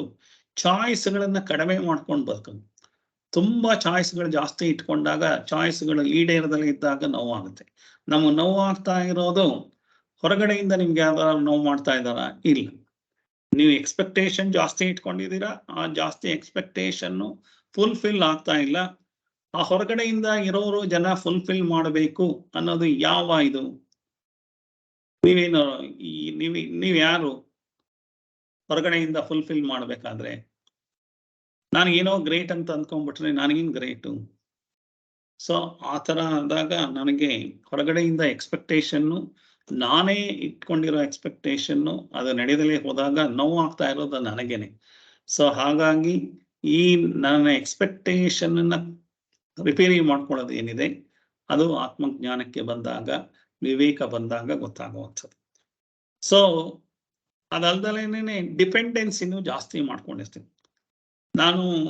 ನಾನೇ ಮಾಡ್ಕೊಳ್ಬಹುದಾದ ಕೆಲಸಗಳು, ನನ್ನ ಮನಸ್ಸನ್ನ ರಿಪೇರಿ ಮಾಡ್ಕೊಳ್ಳುವಂತ ಕೆಲಸಗಳನ್ನ ಬಿಟ್ಟು ಯಾರೋ ಸಿಕ್ಕಿದ್ರ ಗೋಳು ಹೇಳ್ಕೊಂಡ್ರೆ ಅವ್ರ ಸಮಾಧಾನ ಹೇಳೋ ತರ, ಇನ್ಯಾರ ಹತ್ರನೋ ನನಗ್ ಭಾರ ಎಲ್ಲ ಹಾಕಿ ನನ್ನ ಕೆಲಸ ಎಲ್ಲ ಅವರೇ ಮಾಡ್ಕೊಟ್ರೆ ಎದ್ದು ಸುಮ್ಮನೆ ಓಡಾಡ್ಕೊಂಡಿರೋ ತರ, ಈ ತರ ಡಿಪೆಂಡೆನ್ಸಿ ಮಾಡ್ಕೊಂಡಾದಾಗ್ಲೂ ನನಗೆ ನೋವಾಗುತ್ತೆ. ನನ್ನ ಡಿಪೆಂಡೆನ್ಸಿ ನಾನೇ ಡಿಪೆಂಡೆಂಟ್ ಮಾಡ್ಕೊಂಡಿರೋದು. ಕಾಯಿಲೆ ಬಂದಾಗ ಅದು ಬೇರೆ ವಿಷಯ, ಯಾರು ಅದನ್ನ ಮಾತಾಡ್ತಾ ಇಲ್ಲ. ನನಗೆ ಡೈಲಿ ಸುಖ ದುಃಖ ಇಲ್ಲಿಂದ ಬರ್ತಾ ಇದೆ ಅಂದ್ರೆ ನನ್ನ ಎಕ್ಸ್ಪೆಕ್ಟೇಷನ್ನು, ನನ್ನ ಡಿಪೆಂಡೆನ್ಸಿ ಇದು ಎರಡರಿಂದ ಬರ್ತಾ ಇದೆ. ಇದೆರಡನ್ನ ಅರ್ಥಕೊಳ್ಳೋದನ್ನೇ ಆತ್ಮಜ್ಞಾನ. ಹೀಗಾಗ್ತಾ ಇದೆ, ಆದ್ರಿಂದ ನಾನೇ ಎಕ್ಸ್ಪೆಕ್ಟೇಷನ್ ಬಿಟ್ಟು ನಾನೇ ಡಿಪೆಂಡೆನ್ಸಿನ ಬಿಡೋದನ್ನ, ಅದನ್ನ ಏನ್ ಹೇಳ್ತಾ ಇದ್ದಾರೆ? ಸರ್ವಂ ಪರವಶಂ ದುಃಖಂ ಸರ್ವಂ ಆತ್ಮವಶಂ ಸುಖಂ ಅಂತ ಶಂಕರಾಚಾರ್ಯ ಹೇಳ್ತಾರೆ. ಸರ್ವಂ ಪರವಶಂ ದುಃಖಂ, ಎಲ್ಲಾದ್ರೂ ಬೇರೆಯವರ ಮೇಲೆ ಡಿಪೆಂಡ್ ಆಗಿದ್ರೆ, ಬೇರೆಯವರ ಅಂಕೆ ಶಿಕ್ಷೆನಲ್ಲಿ ಇದ್ರೆ ಅದೇ ದುಃಖ. ಸರ್ವಂ ಆತ್ಮವಶಂ ಸುಖಂ ಅಂತಂದ್ರೆ ನಾನು ಎಲ್ಲಾರನ್ನು ಕಂಟ್ರೋಲ್ ಮಾಡ್ಬಿಟ್ರೆ ಸುಖ, ಅದಲ್ಲ, ಆತರ ಅಲ್ಲ ಹೇಳ್ತಾ ಇರೋದು. ನನಗೆ ಆ ವಿವೇಕದ ಜ್ಞಾನದ ಆತ್ಮದ ಜ್ಞಾನ ಬರ್ತಿದ್ದ ಹಾಗೇನೆ ಸುಖ ಅನ್ನೋದು ಕೂತ್ ಕಡೆನೆ ಇರೋ ಕಡೆನೆ ಬರುತ್ತೆ ಅಂತ. ಸೊ ಹಾಗೆ ಹೇಳ್ತಾ ಇರೋದು. ಸೊ ಸಂಪಾದನೆ ಕಡಿಮೆ ಆಗುತ್ತೆ ಅಂತ ಹೇಳಿದ್ರೆ, ಫಾರ್ ಎಕ್ಸಾಂಪಲ್ ಏನಾಗುತ್ತೆ, ಮಲ್ಟಿಪ್ಲಿಸಿಟಿ ಆಗ್ತಾ ಹೋಗುತ್ತೆ ಜೀವನದಲ್ಲಿ. ಒಂದು ದುಡ್ಡು ಬರ್ತಾ ಇದ್ದಾಗ ಕೊಡ್ತಾ ದುಡ್ಡು ಅಂತಂದ್ರೆ ಶಕ್ತಿ ಇರೋವಾಗ ಅಂತ ಅನ್ಕೊಳ್ಳೋಣ. ಒಂದು ಹೆಣ್ಣು ದುಡಿತಾನೆ ಇಲ್ದಲೇ ಇರ್ಬೋದು, ಅವ್ರಿಗೆ ಸಂಬಳ ಕೊಡದಲ್ಲೇ ಇರ್ಬೋದು, ಅವ್ರು ದುಡಿತಾ ಇದ್ದಾರೆ. ಸೊ ಸಂಬಳ ಕೊಡದಲ್ಲೇ ಇದ್ರೆ ದುಡಿತಾ ಇರೋದನ್ನು ಒಂದು ಶಕ್ತಿ, ಅದೇ ಒಂದು ಸಂಬಳ, ಅದು ಒಂದು ದುಡ್ಡು ಅಂತಾನೆ ಲೆಕ್ಕ. ಸೊ ಎಲ್ಲಿ ತನಕ ನನಗೆ ದುಡಿತಾ ಇದ್ದೀನಿ ಅಲ್ಲಿ ತನಕ ನನಗೆ ಒಂದು ರೆಸ್ಪೆಕ್ಟ್ ಇದೆ. ಆ ರೆಸ್ಪೆಕ್ಟ್ ಅಹಂಕಾರನ ಬೆಳೆಸ್ತಾ ಇರುತ್ತೆ. ಸೊ ನಾನು ಅಹಂಕಾರದಲ್ಲಿ ಅಹಮ್ಮಲ್ಲಿ ಬೀಗ್ತಾ ಇರ್ತೀನಿ, ಅದೇ ಸಂತೋಷ ಅಂತ ಅಂದ್ಕೊಂಡಿದ್ದೀನಿ. ಅದು ಪರ್ಮನೆಂಟ್ ಆಗಿಲ್ವೇ? ಸೊ ರಿಟೈರ್ ಆಗ್ತಾ ಇದೆ, ಪೆನ್ಷನ್ ಬರ್ತಾ ಇದೆ, ನಾನು ಯಾರಿಗೂ ಇದು ಮಾಡ್ತಾ ಇಲ್ಲ ಅಂದ್ರೆ ಯಾರೋ ಕೇಳೋರೇ ಇಲ್ಲ. ಯಾಕೆಂದ್ರೆ ಸುಮ್ಮನೆ ಕೂತ್ಕೊಂಡು ದುಡ್ಡು ತಗೋತಾ ಇದೆಯಾ ಅನ್ನೋದು ಆಲ್ರೆಡಿ ಮನಸ್ಸನ್ನ ಜನ ಅಸಡ್ಡೆ ಮಾಡಕ್ಕೆ ಶುರು ಮಾಡಿರ್ತಾರೆ. ಸೊ ಆಯ್ತು, ನಾನು ಫಸ್ಟು ಎಕನಾಮಿಕಲಿ ನನ್ನ ಕೈಲಿ ಏನು ಕೆಪಾಸಿಟಿ ಇಲ್ಲ ಅಂತಿದ್ದ ಹಾಗೇನೆ ಒಂದು ಸ್ಟೆಪ್ಪು ಪಕ್ಕಕ್ಕೆ ತಳ್ತಾರೆ. ಸೊ ಎರಡನೇ ಸ್ಟೆಪ್ಪು ಏನಪ್ಪಾ ಅಂತಂದ್ರೆ, ನಾನೇ ದುಡಿತಾ ಇದ್ದೆ, ಈಗ ನನಗೆ ದುಡ್ಡು ಪೆನ್ಷನ್ನು ಇಲ್ಲ, ನಾನು ಈಗ ಫಸ್ಟ್ ದುಡಿತಾ ಇಲ್ಲ ಅನ್ನೋದ್ರಿಂದ ಒಂದು ಸ್ಟೆಪ್ ಕೆಳಗಾದ್ರೆ, ಎರಡನೇ ಸ್ಟೆಪ್ಪು ನಾನು ದುಡ್ಡು ಇನ್ನೊಬ್ಬರನ್ನ ಕೇಳಿ ಜೀವನ ಮಾಡಬೇಕಾಗಿದೆ. ನಾನು ಸ್ವಲ್ಪ ಹೇರ್ ಕಟಿಂಗ್ ಹೋಗ್ಬೇಕು, ಸ್ವಲ್ಪ ದುಡ್ಡು ಬೇಕು, ಶೇವಿಂಗ್ ಮಾಡಿಸ್ಕೊಳ್ಳೋಕ್ಕೆ ದುಡ್ಡು ಬೇಕು, ಅಲ್ಲಿ ಹೋಗಕ್ಕೆ ದುಡ್ಡು ಬೇಕು, ಇಲ್ಲಿ ಹೋಗಿ ಕಾಯಿಲೆ ಇದೆ ಡಾಕ್ಟರ್ ಹತ್ರ ಹೋಗಕ್ಕೆ ದುಡ್ಡು ಬೇಕು, ಸೊ ಔಷಧಿ ತಗೊಳಕ್ ದುಡ್ಡು ಬೇಕು ಅಂತ ಅಂತಿದ್ದ ಹಾಗೇನೆ ನಾನು ಫಸ್ಟ್ ನಾನು ದುಡಿತಾ ಇದ್ದಿದ್ದನ್ನ ನಿಲ್ಸಿದಾಗ್ಲೇ ಅರ್ಧ ಪೆಟ್ಲು ಕೆಳಗಿಳಿಸ್ಬಿಟ್ಟಿರ್ತಾರೆ. ಇನ್ನು ಈ ತರ ಕೇಳಕ್ ಶುರು ಮಾಡಿದ್ಮೇಲೆ ಎಷ್ಟೇ ಪ್ರೀತಿ ವಿಶ್ವಾಸ ಇದ್ರೂ ಅದನ್ನ ಕೊಡುವಂತ ರೀತಿನಲ್ಲಿ ಅವಮಾನ ಆಗ್ತಾನೆ ಇರುತ್ತೆ, ನಿಮ್ಗೆ ಕುಕ್ಕುತ್ತಾ ಇರ್ತಾರೆ, ಹಿಂಸೆ ಆಗೇ ಆಗುತ್ತೆ. ಸೊ ಇದು ಎರಡನೇ ಸ್ಟೆಪ್. ಎರಡನೇ ಸ್ಟೆಪ್ ಆದ್ರೂ ಓಕೆ, ನಾನು ಅದು ಇದು ಕೆಲಸ ಮಾಡಿಕೊಂಡು ಎಲ್ಲದನ್ನು ಇದು ಮಾಡ್ತಾ ಇದ್ದೀನಿ, ಅವ್ರಿಗೆ ಒಂಚೂರು ಸಹಾಯ ಮಾಡ್ಕೊಂಡಿದ್ದೀನಿ ಅಂದ್ರೆ ಸ್ವಲ್ಪನಾದ್ರೂ ಏನೋ ಗೌರವ ಇರುತ್ತೆ. ಸೊ ಮೂರನೇ ಸ್ಟೆಪ್ಪು ಕಾಯಿಲೆ ಆಗಿ ನನ್ನ ಕೈನಲ್ಲಿ ಓಡಾಡಕ್ಕಾಗಲ್ಲ, ಕೆಲಸ ಮಾಡೋಕ್ಕಾಗಲ್ಲ, ಏನೂ ಮಾಡೋಕ್ಕಾಗಲ್ಲ. ಆಮೇಲೆ ನನ್ನ ಮಾನಸಿಕವಾಗಿ ಕೂಡ ನನ್ನನ್ನು ನಾನು ಮ್ಯಾನೇಜ್ ಮಾಡ್ಕೊಳಕ್ ಆಗ್ತಾ ಇಲ್ಲ. ಅದಕ್ಕೂ ಅಳೋದು, ಗೋಳ್ ಕರೆ ಮಾಡ್ಕೊಳ್ಳೋದು, ಎಲ್ಲಾರ ಹತ್ರ ಹಂಚ್ಕೊಳ್ಬೇಕು, ಯಾರು ನಾನು ಮಾತಾಡಿಸ್ತಾ ಇಲ್ಲ ಅಂತ ಎಲ್ಲ ಗೋಳ್ ಮಾಡೋದು ಎಲ್ಲ ಮಾಡ್ತಿದ್ದಾಗೇನೆ ಆಲ್ಮೋಸ್ಟ್ 75% ನಮ್ಮನ್ನ ಡಸ್ಟ್ಬಿನ್ಗೆ ಹಾಕ್ಬಿಟ್ಟಿರ್ತಾರೆ. ಸುಮ್ಮನೆ ಎದುರು ಕಂಡಾಗ ಏನೋ ಅವಾಯ್ಡ್ ಮಾಡೋಕ್ಕೆ ನೋಡ್ತಾರೆ ಜನ. ಎಲ್ಲಾರು ಫ್ರೆಂಡ್ಸು, ಅದೇ ನೆಂಟರು, ಅದೇ ಅಕ್ಕ ತಮ್ಮ, ಅದೇ ಅಣ್ಣ ತಮ್ಮ, ಅಕ್ಕ ತಮ್ಮ, ಅದೇ ಮಕ್ಕಳು, ಅದೇ ಗಂಡ, ಅದೇ ಹೆಂಡತಿ, ಎಲ್ಲರೂ ಅಸಡ್ಡೆ ಮಾಡಕ್ ಶುರು ಮಾಡ್ತಾರೆ. ಇದು ಮೂರನೇ ಸ್ಟೆಪ್ ಅಲ್ಲಿ ಕಾಯಿಲೆ ಬಂದು ಈ ತರ ಆಗ್ತಿದ್ದ ಹಾಗೇನೆ ಹೀಗೆ ಆಗುತ್ತೆ.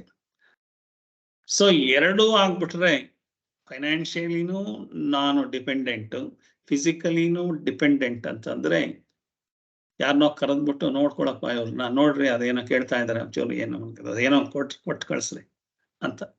ಸೊ ಅಲ್ಲಿ ಲೆವೆಲ್ಗೆ ಹೋಗುತ್ತೆ, ಹೀಗೆ ಹೋಗುತ್ತೆ ಅನ್ನೋದು ಮುಂಚೆನೇ ತಿಳ್ಕೊಂಡಿದ್ದು. ಸೊ ಅವಾಗ ನನ್ನ ಎಕ್ಸ್ಪೆಕ್ಟೇಷನ್ ಯಾರೋ ಮಾಡಬೇಕು ಮಾಡಲಿಲ್ಲ ಅಂತ ಎಕ್ಸ್ಪೆಕ್ಟೇಷನ್ ಇರಲ್ಲ. ಅವಾಗ ಮಾನಸಿಕವಾಗಿ ನಾನು ಆತ್ಮಜ್ಞಾನದ ಕಡೆಗೆ ಹೊರಟೋದಾಗ ಅವರು ಯಾವ ತರ ಟ್ರೀಟ್ ಮಾಡ್ತಾ ಇದ್ದಾರೆ, ನನ್ನ ಅವಮಾನ ಮಾಡ್ತಾ ಇದ್ದಾರೆ ಅನ್ನೋದೆಲ್ಲ ಅದು ಮರ್ತೇ ಹೋಗುತ್ತೆ. ಅಂದ್ರೆ ಅದೆಲ್ಲ ಅದರಿಂದ ನನಗೆ ಎಕ್ಸ್ಪೆಕ್ಟೇಷನ್ ಇಲ್ಲದೆ ಇದ್ದಾಗ ಏನೋ ಎಲ್ಲರಿಗೂ ಹೀಗಾಗುತ್ತೆ ಅನ್ನೋ ಒಂದು ದೊಡ್ಡ ಮನಸ್ಥಿತಿ ಬರ್ತಾ ಹೋಗ್ತಾ ಇದ್ದಾಗೇನೆ ಸಂತೋಷದಲ್ಲೇನೆ ನಾನು ಜೀವನನ ಕಳೀಬಹುದು.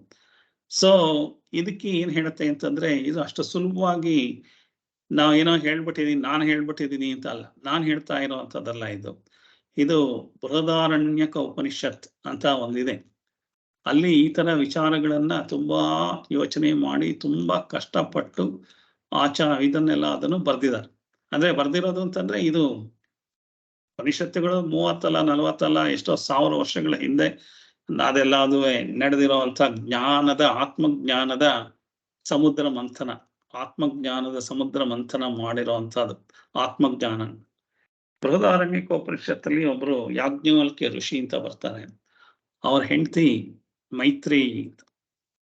ಸೊ ಅವರು ಮೈತ್ರೇಯಿನೂ ಆತ್ಮಜ್ಞಾನನ ಮಾಡ್ತಾ ಇದ್ದಂತ ಹೆಂಡತಿ. ಅಂದ್ರೆ ಅದೇ ವೇದಾಂತದಲ್ಲಿ ಚರ್ಚೆ, ಹಾಗೆ ಆತ್ಮಜ್ಞಾನದ ಕಡೆಗೆ ವಿಮರ್ಶೆ, ಗಂಡ ಹೆಂಡತಿ ಇಬ್ರು ಸೇರ್ಕೊಂಡು ಮಾಡ್ತಾ ಇದ್ದವರು. ಅವ್ರಿಗೆ ಇನ್ನೊಬ್ರು ಹೆಂಡತಿ ಇರ್ತಾಳೆ ಕಾತ್ಯಾಯಿನಿ ಅಂತ. ಸೊ ಕೊನೆಗೆ ಇವ್ರಿಗೆ ವಯಸ್ಸಾಗ್ತಿದ್ದ ಹಾಗೇನೆ ನಾನು ವಾನಪ್ರಸ್ಥಾಶ್ರಮ ಅಂತಂದ್ರೆ ನನ್ನ ಹತ್ರ ಇರೋ ಆಸ್ತಿಗಳನ್ನೆಲ್ಲ ನಿಮಗೆ ಕೊಟ್ಟುಬಿಟ್ಟು ನೀವಿಬ್ರು ಹಂಚ್ಕೊಳ್ಳಿ, ಇಬ್ರು ಹೆಂಡ್ತಿರುವೆ, ನಾನು ವನಪ್ರಸ್ಥಕ್ಕೆ ಹೋಗ್ತೀನಿ ಅಂತಂದ್ರೆ ನಾನು ನನ್ನ ಮುಂದಿನ ಸನ್ಯಾಸಾಶ್ರಮದ ಜೀವನ ಏನಿದೆ ಆತ್ಮಜ್ಞಾನದಲ್ಲೇ ನಿರತರಾಗಿ ಆತ್ಮದಲ್ಲೇ ನೆಲೆಸೋ ಹಾಗೆ ಮಾಡ್ಕೊಳಕ್ಕೆ ಹೋಗ್ತೀನಿ ಇದ್ದಾಗ ಮೊದಲನೇ ಎರಡನೇ ಹೆಂಡತಿ ಇದ್ದವಳು, ಹೌದಲ್ಲ ಬೇಕಾಷ್ಟು ದುಡ್ಡು ಬರುತ್ತೆ, ಸದ್ಯ ಹೋದ್ರು ಗಂಡ ಅಂತ ಅಂದ್ಬಿಟ್ಟು ಕಾತ್ಯಾಯಿನಿ ಖುಷಿಯಾಗಿ ಓಕೆ ಅಂತಾಳೆ. ಆದ್ರೆ ಮೈತ್ರಿಯಿಗೆ ಮೊದ್ಲಿಂದನೂ ಈ ತರ ಜಿಜ್ಞಾಸಿನಲ್ಲೇ ಬದುಕ್ತವಳಿಗೆ, ನೀವು ಕೊಡೋ ದುಡ್ಡಲ್ಲಿ ನನಗೆ ಆತ್ಮ ಸಾಕ್ಷಾತ್ಕಾರ ಆಗುತ್ತಾ ಅಂತ ಕೇಳ್ತಾಳೆ. ಅಂದ್ರೆ ನನಗೆ ಆತ್ಮಜ್ಞಾನ ಬರುತ್ತಾ ಅಂತ. ಅವಾಗ ಒಂದು ಸಂಭಾಷಣೆ ನಡೆಯುತ್ತೆ. ಯಾರಿಗೆ? ಬೃಹದಾರಣ್ಯಕೋಪನಿಷತ್ತಲ್ಲಿ ಗಂಡ ಹೆಂಡತಿ ಯಾಜ್ಞವಲ್ಕ್ಯ ಮತ್ತೆ ಮೈತ್ರೇಯಿ. ಅದಕ್ಕೆ ಅವಾಗ ಹೇಳ್ತಾರೆ, ಹೌದು ನಾನು ಕೊಡೋ ದುಡ್ಡಿಂದ ಏನು ಆಗೋದಿಲ್ಲ ಅಂತ ಹೇಳೋದಕ್ಕೆ ಒಂದು ಇದು ನಡೆಯುತ್ತೆ. ಅದನ್ನ ನಾವು 1-2 ಶ್ಲೋಕ ನೋಡ್ಬಿಟ್ಟು, ಅದು ತುಂಬಾ ಇದೆ ಶ್ಲೋಕಗಳು, 1-2 ಶ್ಲೋಕ ನೋಡಿ ಅದನ್ನ ಅರ್ಥ ಮಾಡ್ಕೊಂಡ್ರೆ ಇದು ಇವತ್ತು ಹೇಳಿದ್ದಲ್ಲ, ನಾನು ಹೇಳಿರೋ ಮಾತುಗಳೆಲ್ಲ ಅದು ಇವತ್ತು ಹೇಳಿದ್ದಲ್ಲ ಅನ್ನೋದು ನಿಮ್ಗೆ ಅರ್ಥ ಆಗುತ್ತೆ. ಏನ್ ಹೇಳುತ್ತೆ ಅಂತಂದ್ರೆ,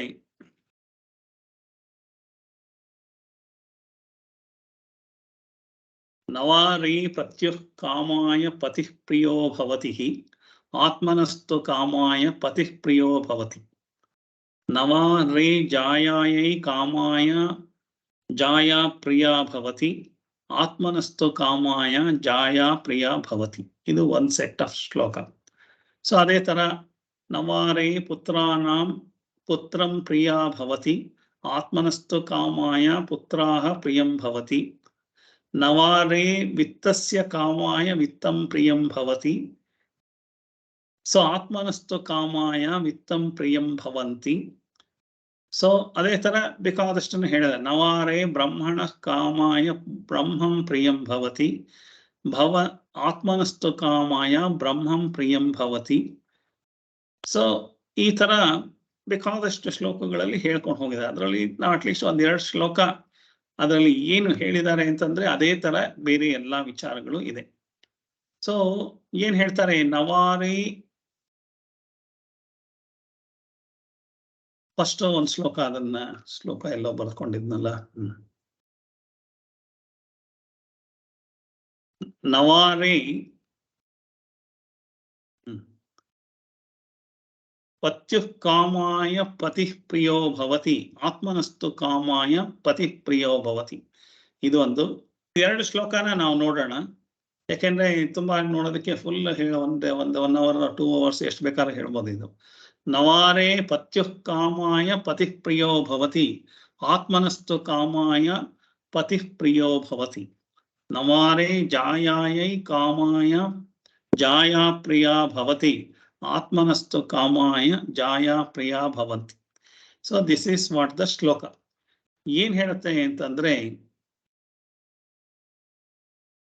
ಫಸ್ಟ್ ಪತ್ನಿ ಬಗ್ಗೆನೂ ಹೇಳಿದ್ದಾರೆ, ಪತಿ ಬಗ್ಗೆನೂ ಹೇಳಿದ್ದಾರೆ. ಅವರು ಪತ್ನಿಗೆ ಪತಿಯ ಮೇಲೆ ಪ್ರೀತಿ ಯಾಕೆ ಅಂತಂದ್ರೆ, ಯಾರು ಹೇಳ್ತಾ ಇರೋದು? ಯಾಜ್ಞವಲ್ಕ್ಯರು, ಮೈತ್ರಿ ತನ್ನ ಹೆಂಡತಿ, ಅವಳು ಜ್ಞಾನಿ, ಇವರು ಜ್ಞಾನಿ, ಇಬ್ರು ಜ್ಞಾನಿ. ಸೊ ಅವರು ಆತ್ಮಜ್ಞಾನ ತಿಳ್ಕೊಳ್ಳೋದ್ರಿಂದ ಏನಾಗುತ್ತೆ ಅಂತಂದ್ರೆ, ಈ ತರದ ಜ್ಞಾನ ನಮ್ಗೆ ಅರ್ಥ ಆಗ್ತಾ ಹೋಗುತ್ತೆ ಅನ್ನೋದಕ್ಕೋಸ್ಕರ ಹೇಳ್ತಾ ಇದ್ದಾರೆ.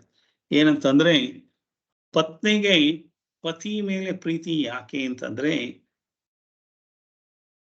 ತನ್ನ ಎಲ್ಲ ಅಭೀಷ್ಟಗಳನ್ನು ಅಂದ್ರೆ ತನ್ನ ಆಸೆಗಳನ್ನೆಲ್ಲ ಪೂರೈಸೋದಕ್ಕೆ ಇದಾನೆ ಅಂತ ನನಗೆ ಪ್ರೀತಿಸ್ತಾ, ನನ್ನ ಆಸೆ ಎಲ್ಲ ಪೂರೈಸೋದಕ್ಕೋಸ್ಕರ ಪ್ರೀತಿಸ್ತಾ ಇದ್ದೀನಿ ಅಂತ ಏನು ಪ್ರೀತಿಸ್ತಾ ಇರಲ್ಲ. ಇದು ನಾವು ಅಂದ್ಕೊಂಡಿರೋದು. ಹೆಂಡತಿ ಡಿಪೆಂಡ್ ಆಗಿದ್ದಾಳೆ, ಹೆಂಡತಿ ಮೇಲೆ ನಾನ್ ಡಿಪೆಂಡ್ ಆಗಿದ್ದೀನಿ ಅಂತಂದ್ರೆ, ಇವತ್ತಿನ ನನ್ನ ಜ್ಞಾನದಲ್ಲಿ ಈ ತರ ಯೋಚನೆ ಮಾಡ್ತಾ ಇದ್ದೀನಿ. ನನ್ನ ಹೆಂಡತಿಗೆ ದುಡ್ಡು ಕಾಸು ಎಲ್ಲ ಬೇಕು, ಒಡವೆ ವಸ್ತು ಎಲ್ಲ ಬೇಕು, ಅದಕ್ಕೋಸ್ಕರ ನನ್ನ ಪ್ರೀತಿ ಮಾಡ್ತಾ ಇದ್ದಾಳೆ ಅಂತ ಅವಳು ಹಾಗೆ ಅಂದ್ಕೊಂಡಿದ್ರೆ, ಗಂಡನ್ನ ಹೀಗೆ ಪ್ರೀತಿ ಮಾಡ್ತಾ ಇದ್ದೀನಿ ಅಂತ ಅವಳು ಹಾಗೆ ಅಂದ್ಕೊಂಡಿದ್ರೆ, ಇದಕ್ಕೋಸ್ಕರ ಪ್ರೀತಿ ಮಾಡ್ತಾ ಇದ್ದೀನಿ ಅಂತಂದ್ರೆ, ಅವ್ರಿಗಿನ್ನೂ ಆತ್ಮಜ್ಞಾನದ ಅರ್ಥ ಆಗಿಲ್ಲ. ಇಲ್ಲಿ ಏನ್ ಹೇಳ್ತಾ ಇದ್ದಾರೆ ಅಂದ್ರೆ, ನನ್ನ ಸಂತೋಷಕ್ಕೆ, ಅಂದ್ರೆ ಯಾರ ಸಂತೋಷಕ್ಕೆ, ನನ್ನ ಸಂತೋಷಕ್ಕೆ, ನನ್ನ ಮನೋಗತ ಅಂತಂದ್ರೆ ನನ್ನ ಮನಸ್ಸಿನಲ್ಲಿರೋ ಸಂತೋಷನ ಪೂರ್ಣ ಮಾಡ್ತಾನೆ. ಸಂತೋಷ ಅಂತಂದ್ರೆ ಬರೀ ದುಡ್ಡು ಕಾಸೆ ಅಲ್ಲ ಎಂಬ ದೃಷ್ಟಿಯಿಂದ ಪತಿಯು ಪ್ರೀತಿ ಪಾತ್ರ ಆಗಿರ್ತಾನೆ ಅಂತ ಹೇಳಿರೋದು. ಅಂದ್ರೆ ಬರೀ ದುಡ್ಡು ಕಾಸಿಗೋಸ್ಕರ ಆಗಿದ್ರೆ ಇನ್ನೂ ಯಾರ್ಯಾರೋ ದುಡ್ಡು ಕಾಸು ಕೊಡ್ತಾ ಇದ್ರು ಅಂತ, ಹಾಗಲ್ಲ. ಸೊ ತನ್ನ ಮನೋಗತನ ಪೂರ್ತಿ ಮಾಡೋ ದೃಷ್ಟಿಯಿಂದ, ಮನೋಗತ ಅಂದ್ರೆ ತನ್ನ ಆತ್ಮ ಸಂತೋಷ ತಂದು ಕೊಡ್ತಾನೆ. ತಾನು ಗಂಡನ್ನ ಪ್ರೀತಿ ಮಾಡೋದ್ರಿಂದ ನನಗೆ ಸಂತೋಷ ಆಗ್ತಾ ಇದೆ. ನಿಮ್ಗೆ ಇನ್ನೂ ಹೇಳಬೇಕು ಅಂತಂದ್ರೆ, ಹಾಗೆ ಹೆಂಡತಿದು ಹಾಗೇನೆ. ಗಂಡ ಏನಂತ ಕೊಡ್ತಾ ಇದ್ದಾನೆ, ಹೆಂಡತಿಯಿಂದ ನನಗೇನೋ ಸಿಗ್ತಾ ಇದೆ ಅಂತ ಅನ್ನೋದು ವಸ್ತುಂದಲ್ಲ, ಅದು ಆ ಸಂತೋಷ ಸಿಗ್ತಾ ಇದೆ ಅಂತ ಹಾಗಾಗಿ ಏನಾಗ್ತಾ ಇದೆ, ಯಾರೋ ಒಬ್ರು ಬಂದ್ರು, ದಯವಿಟ್ಟು ಈ ತರ ಯಾರೋ ಇದ್ ಮಾಡ್ಬೇಡಿ. ವೇದವತಿ,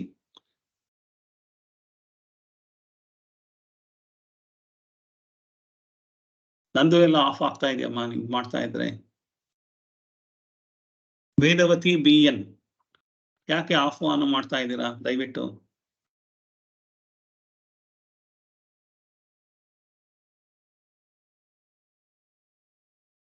ನೋಡಿ, ಕಂಟ್ರೋಲ್ ಮಾಡಕ್ ಆಗ್ತಾ ಅಂತ ಯಾರು? ವೇದವತಿ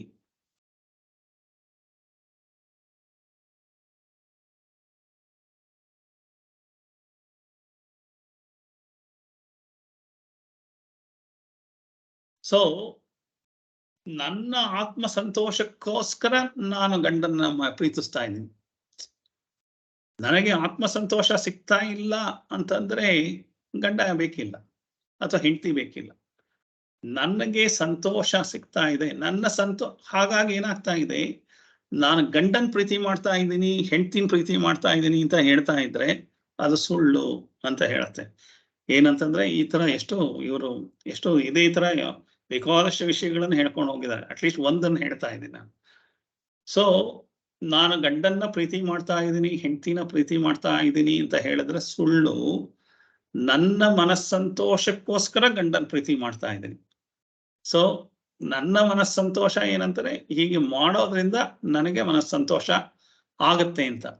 ಅದರಲ್ಲಿ ಸಂತೋಷ ಸಿಗ್ತಾ ಇಲ್ಲ ಅಂದ್ರೆ ಚೆಕ್ ಅಂತ ಕೈ ಬಿಟ್ಬಿಡ್ತಾರೆ. ಎಲ್ಲರೂ ಅಷ್ಟೇ ಹಾಗೆ ಕೈ ಬಿಟ್ಬಿಡ್ತಾರೆ. ಸೊ ಆ ತರ ಇದೆ ಪ್ರಪಂಚ ಅನ್ನೋದು. ಫಾರ್ ಎಕ್ಸಾಂಪಲ್, ಒಂದು ತಾಯಿ ಮಗುಗೆ ಹಾಲು ಕುಡಿಸ್ತಾ ಇದ್ದಾಳೆ ಅಂತಂದ್ರೆ ಅವಳಿಗೆ ಕಷ್ಟ ಆದ್ರೂ ಕುಡಿಸ್ತಾ ಇದ್ದಾಳೆ ಅಂತ ಏನಿಲ್ಲ. ಅವಳಿಗೆ ಅದರಲ್ಲಿ ಸಂತೋಷ ಸಿಗ್ತಾ ಇದೆ, ಅವಳಿಗೆ ಒಂದು ಮನಸ್ಸಿಗೆ ಆನಂದ ಸಿಗ್ತಾ ಇದೆ, ಹಾಗೆ ಕುಡಿಸ್ತಾ ಇದ್ದಾಳೆ ಅಂತ ಹೇಳತ್ತೆ. ಸೊ ಅದೇ ಮಗು ಕಚ್ಚಕ್ ಶುರು ಮಾಡ್ತು ಅಂದ್ರೆ 2 ಬಿಟ್ಟು ಆಚೆಗೆ ಇನ್ಮೇಲಿಂದ ಕುಡ್ಸಲ್ಲ ಹೋಗಂತ. ಹಾಲು ಇರ್ಬೋದು ಅವಳ ಹತ್ರ, ಕುಡ್ಸಲ್ಲ. ಸೊ ಹಾಗೆ ನನಗೆ ಯಾವಾಗ ಆತ್ಮ ಸಂತೋಷ ಸಿಗ್ತಾ ಇಲ್ಲ ಅಂತಂದ್ರೆ ಅದರ ಸಂಘನೆ ಬಿಡಕ್ಕೆ ಎಲ್ಲರೂ ರೆಡಿ ಆಗಿದ್ದಾರೆ. ಹಾಗಾಗಿ ಗಂಡ ಪರ್ಮನೆಂಟ್ ಅಲ್ಲ, ಹೆಂಡತಿ ಪರ್ಮನೆಂಟ್ ಅಲ್ಲ, ಮಕ್ಕಳು ಪರ್ಮನೆಂಟ್ ಅಲ್ಲ, ವಿದ್ಯೆ ಪರ್ಮನೆಂಟ್ ಅಲ್ಲ, ದುಡ್ಡು ಪರ್ಮನೆಂಟ್ ಅಲ್ಲ ಅಂತ ಹೇಳೋದಕ್ಕೆ ಇದು ಫುಲ್ಲಿ ಈ ಬೃಹದಾರಣ್ಯಕೋಪನಿಷತ್ತಲ್ಲಿ ಮೈತ್ರಿ ಯಾಜ್ಞವಲ್ಕ್ಯ ಸಂವಾದದಲ್ಲಿ ಇದು ಬೇಕಾದಷ್ಟು ವಿಚಾರಗಳು ಹೀಗೇನೆ ಹೇಳ್ತಾ ಹೋಗ್ತಾರೆ. ಪ್ರತಿಯೊಬ್ಬರು ಅವರವರ ಸಂತೋಷಕ್ಕೆ ನೀವು ದಾನ ಮಾಡ್ತಾ ಇದ್ದೀರಾ ಅಂತಂದ್ರೆ ದಾನ ಮಾಡೋದ್ರಿಂದ ನಿಮ್ಗೆ ಸಂತೋಷ ಆಗ್ತಾ ಇದೆ, ಅದಕ್ಕೋಸ್ಕರ ದಾನ ಮಾಡ್ತಾ ಇದ್ದೀರಿ. ದಾನ ಮಾಡೋದ್ರಿಂದ ನಿಮ್ಗೆ ದುಃಖ ಆಗೋ ಹಾಗಿದ್ರೆ ನೀವು ಮಾಡ್ತಾ ಇದ್ರ? ಇಲ್ಲ. ಸೊ ಯಾವತ್ತು ದುಃಖ ಆಗತ್ತ ಅವತ್ತು ದಾನ ಮಾಡೋದು ನಿಲ್ಲಿಸ್ಬಿಡ್ತೀರ. ಯಾರಿಗೋ ಸಹಾಯ ಮಾಡ್ತಾ ಇದ್ರಿ, ಅವ್ರು ನಿಮ್ಮನ್ನ ಸರಿಯಾಗಿ ನೋಡ್ಕೋತಾ ಇಲ್ಲ, ಸರಿಯಾಗಿ ಮಾತಾಡ್ತಾ ಇಲ್ಲ, ಅವ್ರಿಗೇನ್ ಮಾಡೋದು, ನಾಳೆಯಿಂದ ನಿಲ್ಲಿಸ್ಬಿಡಿ. ಹಾಗಾಗಿ ಎಲ್ಲರೂ ಅವ್ರವ್ರ ಆತ್ಮ ಸಂತೋಷನ ಹುಡ್ಕೊಂಡು ಹೋಗುವಾಗ ದಾರಿನಲ್ಲಿ ಯಾರ್ಯಾರು ಸಿಗ್ತಾರೋ ಅವ್ರ ಜೊತೆ ಆಗ್ತಾರೆ. ಗಂಡ ಹೆಂಡತಿ ಇದು ಸ್ವಲ್ಪ ಲಾಂಗ್ ಟೈಮ್ ಇರೋವಂಥ ಜೊತೆಗಾತ ಅಷ್ಟೇ. ಸೊ ಅವರಿಗೆ ಕೂಡ ಏನಾಗುತ್ತೆ, ಇದು ಹೇಳಿರೋದು ಇಂಥ ಒಂದು ಸ್ಥಿತಿನಲ್ಲಿ ಕೂಡ ಯಾವತ್ ವಿತ್ತೋ ಪಾಜನ ಸಕ್ತಃ ತಾವನ್ ನಿಜ ಪರಿವಾರೋ ರಕ್ತಃ. ಅಲ್ಲಿ ತನಕ ಮಾತ್ರ ದುಡ್ಡು, ಎಲ್ಲಿ ತನಕ ಸಂಪಾದನೆ ಮಾಡ್ತೀಯ, ಎಲ್ಲಿ ತನಕ ಶಕ್ತಿ ಇದೆಯೋ ಅಲ್ಲಿ ತನಕ ಮಾತ್ರ ನಿನಗೆ ಬೆಲೆ, ಆಮೇಲೆ ಇಲ್ಲವೇ ಇಲ್ಲ. ಸೊ ದೇರ್ ಇಸ್ ನೋ ಬೆಲೆ ಅಲ್ಲ ಅದು. ಆ ಬೆಲೆ ಅನ್ನೋದ್ರಿಂದನೇ ನನಗೆ ಒಂದು ಸಂತೋಷ ಎಲ್ಲ ಸಿಗ್ತಾ ಇರುತ್ತೆ. ಅದು ಯಾವಾಗ ಇಲ್ಲ ಅನ್ನೋದು ಗೊತ್ತಾಗ್ತಿದ್ದಾಗೆ ಹಿಂಸೆ ಆಗೋದು ನಮ್ಗೇನು, ಅದೇ ಹಿಂಸೆ. ಅದರಿಂದನೇ ನಾವು ಯಾವದ್ವಿತ್ತೋ ಪಾಜನ ಸಕ್ತಃ ಸ್ಥಾವನ್ ನಿಜ ಪರಿವಾರೋ ರಕ್ತಃ ಪಶ್ಚಾಜ್ಜೀವತಿ ಜರ್ಜರ ದೇಹೆ ವಾರ್ತಾಂಕೋಪಿನ ಪೃಚ್ಛತಿ. ಕೇಳೋದೇ ಗತಿ ಇಲ್ಲಪ್ಪ, ಯಾರು ನೀನ್ ಕೇಳೋದೇ ಇಲ್ಲ. ವಾರ್ತಾಂಕೋಪಿ, ವಾರ್ತಾನ್ ಅಂದ್ರೆ ಏನಪ್ಪ ಚೆನ್ನಾಗಿದ್ದೀರಾ, ಊಟ ಮಾಡಿದ್ರ, ಎದ್ರ ಅಂತ ಕೇಳೋರು ಕೂಡ ಪೃಚ್ಛತಿ ಗೇಹೆ ಅಂದ್ರೆ ಕೇಳೋರೆ ಗತಿ ಇಲ್ಲ ಅಂತ ಹೇಳಿದ್ದಾರೆ. ಕೋಪಿನ ಅಂತಂದ್ರೆ ನೋಬಡಿ ಅಂತಾರೆ, ಕೋಪಿನ ಅಂತಂದ್ರೆ ಯಾರು ಇಲ್ಲ ಅಂತ ಹೇಳಿದ್ದಾರೆ. ಸೊ ಅಂಥ ಒಂದು ಹೇಳೋದನ್ನ ಈ ತರ ನಶ್ವರ 2 ಶ್ಲೋಕದಲ್ಲೂ ಒಂದು ನಳಿನಿ ದಲಗತ ಜಲಮತಿ ತರಲಂ ತದ್ವಜ್ಜೀವಿತ ಅತಿಶಯ ಚಪಲಂ ವಿದ್ಯುವ್ಯಾದ ವಿಮಾನಗ್ರಸ್ತಂ ಲೋಕಂ ಶೋಕಂ ಹತಂಚ ಸಮಸ್ತಂ. 720 ಯಾವತ್ ವಿತ್ತೋಪಾಜನ ಸಕ್ತಃ ಸ್ಥಾವನ್ ನಿಜ ಪರಿವಾರೋ ರಕ್ತಃ ಪಶ್ಚಾಜ್ಜೀವತಿ ಜರ್ಜರ ದೇಹೆ ವಾರ್ತಾಂಕೋಪಿನ ಪೃಚ್ಛತಿ ಗೇಹಿ. ಇದೆರಡನ್ನ ಹೇಳಿ 3ನೇ ಶ್ಲೋಕ 6ನೇದು ಮಾಡೋಣ ಅಂತ ಇದ್ದೆ, ಆಗ್ಲಿಲ್ಲ. ಸೊ ಮೊದಲ ಕ್ಲಾಸಲ್ಲಿ ಮಾಡೋಣ. ಸೊ ಇದೆರಡನ್ನೂ 5 ಶ್ಲೋಕಗಳನ್ನು ತುಂಬಾ ಆಳವಾಗಿದೆ. ವಿದ್ಯೆ ಅಂತ ಹೋದೆ ಆಗಲ್ಲಪ್ಪ, ಅದ್ರ ಮೇಲೂ ನಿನಗೆ ಅದರಿಂದನೂ ಸಂತೋಷ ಇಲ್ಲ. 2ನೇದು ಹಣ ಅಂತ ಹೋದ್ರೆ ಅದರಿಂದನೂ ಆಗಲ್ಲ. ಇನ್ ನಾರಿ ಸ್ತನ ಬರ ಅಂದ್ರೆ ಆಪೋಸಿಟ್ ಸೆಕ್ಸ್ ಅಂತ ಹೋದ್ರೆ ಅದರಿಂದನೂ ಆಗ್ಲಿಲ್ಲ. ಇನ್ನು ನನ್ನ ಈ ಸಂಸಾರ ಪ್ರಪಂಚನಾರ ಕಾಪಾಡುತ್ತೆ ಅಂತ ಪ್ರಪಂಚದ ಮೇಲೇನೆ ನಾನು ಇದು ಮಾಡಿದ್ರೆ ನಳಿನಿ ದಲಗತ, ನಾನು ಯಾವಾಗ ಬದುಕಿರ್ತೀನಿ ಅಂತಾನೆ ಗೊತ್ತಿಲ್ಲ, ಪ್ರಪಂಚಕ್ಕೆ ಎಷ್ಟು ದಿವಸ ಅಂಟ್ಕೊಂಡಿರ್ತೀನಿ ಅಂತ ಗೊತ್ತಿಲ್ಲ ಅಂತ. ಅದಾದ್ಮೇಲೆ ನಾನೇನೆ ನನ್ನ ಹಣ ಸಂಪಾದನೆ ನನ್ನ ಇದ್ರ ಮೇಲೆ ಇದೀನಿ ಅಂತಂದ್ರೆ ಅದು ಕೂಡ ಆಗೋದಿಲ್ಲ. ಇದೆಲ್ಲ ಭ್ರಮೆನಲ್ಲಿ ಬದುಕಿದ್ಯಾ, ಭ್ರಮೆಯಿಂದ ಹೊರಗೆ ಬಾ. ಮೂಢಮತೆ ಅಂತ ಹ್ಯಾಮರ್ ಅಂತಂದ್ರೆ ಮೋಹ ಮುದ್ಗರ ಅಂದ್ರೆ ಮೂಢಮತಿ, ಮಂದಮತಿಯವನೇ ನಿನಗೆ ಹೊಡ್ಕೋ, ತಲೆಗೆ ಹೊಡ್ಕೊಂಡು ಈಚೆಗೆ ಬಾ ಅಂತ ಹೇಳ್ತಾ ಇದ್ದಾರೆ. ಸೊ ಇಲ್ಲಿ ಮುಗಿಸ್ತಾ ಇದ್ದೀನಿ. ಧನ್ಯವಾದಗಳು. ಓಂ ಸರ್ವೇ ಭವಂತು ಸುಖಿನಃ, ಸರ್ವೇ ಸಂತು ನಿರಾಮಯಾಃ, ಸರ್ವೇ ಭದ್ರಾಣಿ ಪಶ್ಯಂತಿ, ಮಾ ಕಶ್ಚಿತ್ ದುಃಖ ಭಾಗ್ ಭವೇತ್. ಓಂ ಶಾಂತಿ ಶಾಂತಿ ಶಾಂತಿ. ಹರಿ ಓಂ. ಶ್ರೀ ಗುರುಭ್ಯೋ ನಮಃ. ಹರಿ ಓಂ.